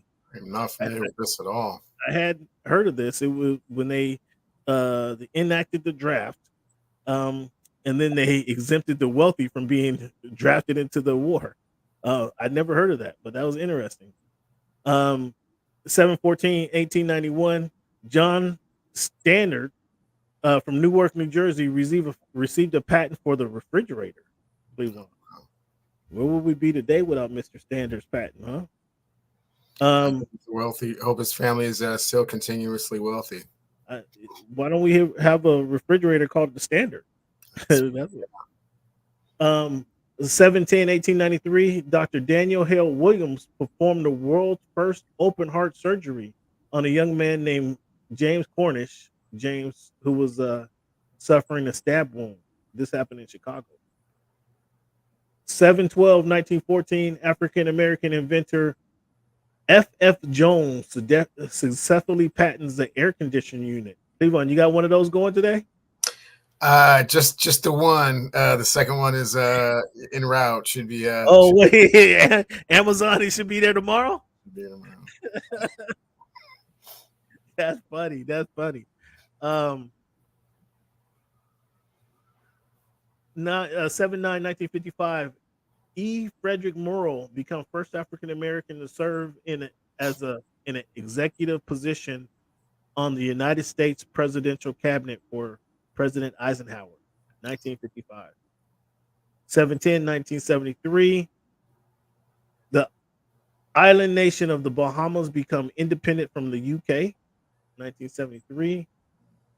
7/15/1976, James McGahey is sworn as the first African American mayor of Dayton, Ohio. 7/10/2019, Kawhi Leonard signs with the Los Angeles Clippers to a reported 3-year, $103 million contract. So they will have paid him $250 million. Cleveland, 7/10/2022, Novak Djokovic won the fourth straight and record 7th Wimbledon singles title. Is he going to win this year? It's got a real good chance. The only opposition is Alcaraz, but Alcaraz beat him in the finals last year, so it should be a really exciting match. 7/10/1981, Escape from New York, directed by James Carpenter, starred Kurt Russell and Donald Pleasant, premieres in the U.S. and grosses $6.1 million. 16% of that, that was 16% of their total gross. $6.1 million. 7/10/1981, I shouldn't have told you that. 7/10/1981, on the same day, Walt Disney Fox and the Hound was released. They grossed $4.2 million, which was 9% of their total gross in their opening weekend. The 7/10/1965, the Rolling Stones scored their first hit record in the U.S. with "I Can't Get No Satisfaction." You know, you remember that one, right? Cleveland, let's talk WNBA.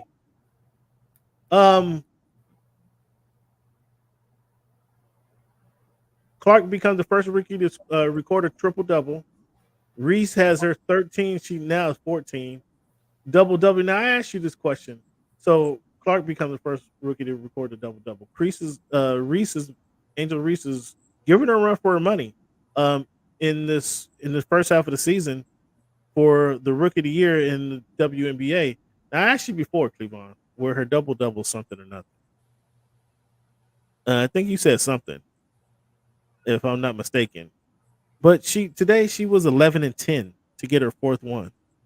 Like, how impressive is that, man? I think she has one of those, maybe two of those games are over 20-point double-double. I don't want to take away from what the girl's doing, but I mean, if we're 13-10, Today was 11-10, 14. Well, I mean, Cam, we spoke on this earlier, right? When we spoke on Michael Jordan and how the statisticians, kind of throw up like, I'm not saying she did. I'm not saying there's a rebound or two that she didn't deserve. No, what I'm saying, and I get your point, it's like they're not all organic, right? Because it is a streak and they're cognizant of it. If she shortens something, it's like they let her know and she like purposely, goes and does that. And so it's not like it just happens in the natural flow of things. And, as the record continues to go on, I mean, anytime she's even close, they're going to, they're going to try and do something to continue with the streak. So, but that in and of itself it diminishes from the effectiveness of it somewhat, but it is still a thing. Yeah. De La Cruz is on pace for 88 stolen bases this season. This would be the most since 1988. That sounds so wild, doesn't it? I mean, growing up, if you didn't have 100 stolen bases, like that was like you weren't really stealing bases. And so that's why, to that same point of Angel Reese, I was questioning the Canseco 40-40. Like 40 home runs. 40 home runs is if you're a home run hitter, you hit 40 home runs in a season. And if you're a base stealer, 40 home runs or 40 stolen bases is not really much of anything, is it? That's like a okay season. I mean, kind of back in the day, but that rare combination of speed and power had never been seen before. Yeah, that was kind of the whole point. But yeah, come on.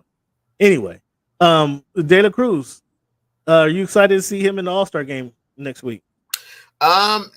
I'm excited that he has an opportunity to be in the All-Star game. It's not really an event that can kind of showcase what he does really well. Hence, you just talked about his stolen base, but he's not going to get on the base pass and steal a bunch of bases. I mean, it's kind of he'll get a chance to throw somebody out. I mean, he's playing shortstop this season, but if they stuck him up in right field or left field, he'll get to sling that ball, throw somebody out from left field.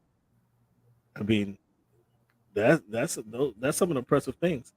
Cleveland, I know there's several stats in baseball, or a few stats anyway, that I know that you have painted on your ceiling that you revere so much.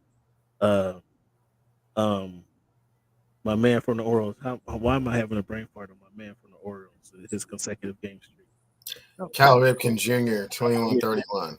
Yeah, that's what I'm seeing. He looked over. You see him look over his shoulder because it's painted on his wall over there, fans. Cal Ripken Jr. We have Pete Rose consecutive hit streak. What is that? Joe DiMaggio has consecutive hits, 56. 56. And then Pete Rose, the hit king. Rose has the national record with 44. Where does Jose Miranda's 12 consecutive hits rank for you? Not games, just at bats. Yeah, it's way up there. I mean, incredibly difficult to do. I think I heard the list of the other people. I'd never heard of those guys ever before in my life. So it hasn't been done in 72 years, Cleveland. Yeah, that's extremely rare. And, you think about how many great hitters have not come even close to that. So, yeah, that's quite an accomplishment. Okay, we're going to have to keep an eye on what Miranda's got going out there. Who you got winning the home run derby this season? Either Vladimir Guerrero or Pete Alonso. Did you guys talk to Pete yet, or you guys did you make any phone calls? We always talk to Pete, man. He stopped answering our phone calls a long time ago. Oh well, because it looks like the Yankees are going to need some hitting. Looks like the Dodgers are going to need some pitching. You guys, Mariners might be they want to be buyers, but they may not have enough money to get some players to upgrade their talent. The last what did I see? I saw it. They're 6-4 their last 10 games. Houston is narrowing that gap. Now they're like 4 games up. They were at one point they were double digits games up. What's going on? 2 weeks ago, the Mariners were leading the American League West by 10 games. That lead has evaporated to 2. It's fortunate that they were able to sweep the Padres in a 2-game series. Otherwise, it might be even worse. Yeah, pitching rich, hitting poor. So just because you have historically one of the best pitching staffs in baseball. I mean, if you can't drive in any runs, I watched them play a game. What was it, Saturday, where they left the bases loaded in the 8th and 9th inning, and then 2 runners on in the 10th. So what's that? 8 runners stranded in like 2.5 innings. Terrible. Cleveland. We all heard about Coco Gauff complaining in Wimbledon about the coaches not helping her out. What could the coaches actually do? Like in the moment, could they do anything in the moment? No. Like now they didn't break the rule. They changed the rule where the coaches couldn't have any communication, which is wild to think they couldn't have any communication with the player during the match. Now they're allowed some communication. Now they can have signs and whatnot. I mean, how are they enforcing no communication with the player? Like the player couldn't look that direction, and the coach couldn't give them a sign. Serena got in trouble for that. That was the most notable one. Lots of coaches in the past had gotten kind of in trouble for kind of speculating that they were doing the building or something, or what? Yeah, it's. I think Serena lost a point, didn't she? Or at least a warning. But that's neither here nor there. With regards to how they do it nowadays, it's crazy. I think back to, I would just be so annoyed if I had to like listen to my like coach like after every point. That's just like way too much. It's overkill. Okay. And so certain players, they seem to gravitate towards it more. I was watching a match today where this is a quarterfinal match where Osipinko told her coach to leave, like just kicked him out of the coach's box. So, I mean, that was like absolutely crazy. And then, Coco Gauff, like 2 years ago, before she had Brad Gilbert as her coach, like told her coaching box to shut up, like be quiet. So it's like, players get very temperamental out there. It's psychological, it's emotional, and what it is that you can actually, I mean, you can't just say, well, just keep hitting it to their backhand, or hit your serve up the middle instead of hitting it wide. It's not like you're play calling out there, and it's a point by point kind of a thing. So, but she's an accomplished your coach, like so much responsibility when it comes to winning a match in the middle of the match. She's an accomplished player. Isn't some of this like? Doesn't she kind of know what the coach is going to say, or have an idea what the coach? She should have a very clear idea, because they had a very clear game plan coming into the match. Now, obviously, you have to adjust on the fly, as with anything. If the opponent isn't doing exactly what it is that you thought that they were going to do, or the things that you thought that you were going to be effective at aren't effective, well, then you have to make adjustments. That's fine. But you can't just be like, tell me what to do. I don't know what to do out here, and you're the number 2 seed. Coming off semifinal at the French, won your first Grand Slam last year at the U.S. Open. I mean, yeah, you can't be, pointing fingers at Brad Gilbert. Right. Okay. All right. Well, Cleveland, it's been fun, man. That's the last thing I want to talk to you about. It's been a blast tonight. Shout out to Cleveland Steele. Cleveland, let the people know where they can find you, man. This has been week 300 of this iteration of the Voice of the Fans podcast. My co-host has been with me for at least 298 of those shows. Cleveland, let the people know where they can find you. Absolutely. Clevie Wonder on Twitter and TikTok, and Cleveland Steele on Instagram. Obviously, fans, you guys can catch us here most weeks on the Voice of the Fans podcast. Shout out to Thomas. Let's give Thomas a round of applause for joining us. One half of Hoops and Brews. Let's give a shout out to Champside for joining us to talk some boxing talk. Give you guys some edification in the boxing world. Shout out to everybody in the chat for their participation. Whether you came on with Champside, you came on to talk some hoop, whether you came on to talk football with Eric, give yourself a round of applause for being a part of the show. And then certainly give yourself a round of applause for sticking with us. This has been fun. The show has become very much cathartic. I enjoy bringing you guys the content. I I enjoy coaching Cleveland up. See, we got the fans tonight. Tonight, you finally heard Cleveland come around on the culture word. You heard him say that. You heard him say the culture word. Like culture actually has an impact. So I feel very proud of myself that it's taking some time. It's taken some time, but now he's hoping that Mr. McDonald brings culture to the Seattle Seahawks. And you know, I find that hysterical because he refutes and rebuts and ignores and scoffs and laughs and moans when I bring up the word culture in any sport. Cleveland doesn't like that. But now he wants to bring culture to the Seattle Seahawks. Isn't that funny, fans? I find that very hysterical. But I also feel proud that he's finally coming around to understand how that impacts the game. Right, Cleveland? About time, right? Well, I mean, from a football perspective, for sure. Now he tried to minimize. Now he tried to minimize the word. He I know he hated to use that. He hated to use that, but he couldn't help it because it definitely makes an impact. So once again, I want to give Cleveland a round of applause for being a part of the show. Fans, so you guys got to experience our numbers game. You got to experience our hot list of guest hosts. Make sure you guys give them a like, give them a follow. We played our numbers game for you guys, not at the beginning of the show, but at the middle of the show. We give you some educational pieces in this week in history.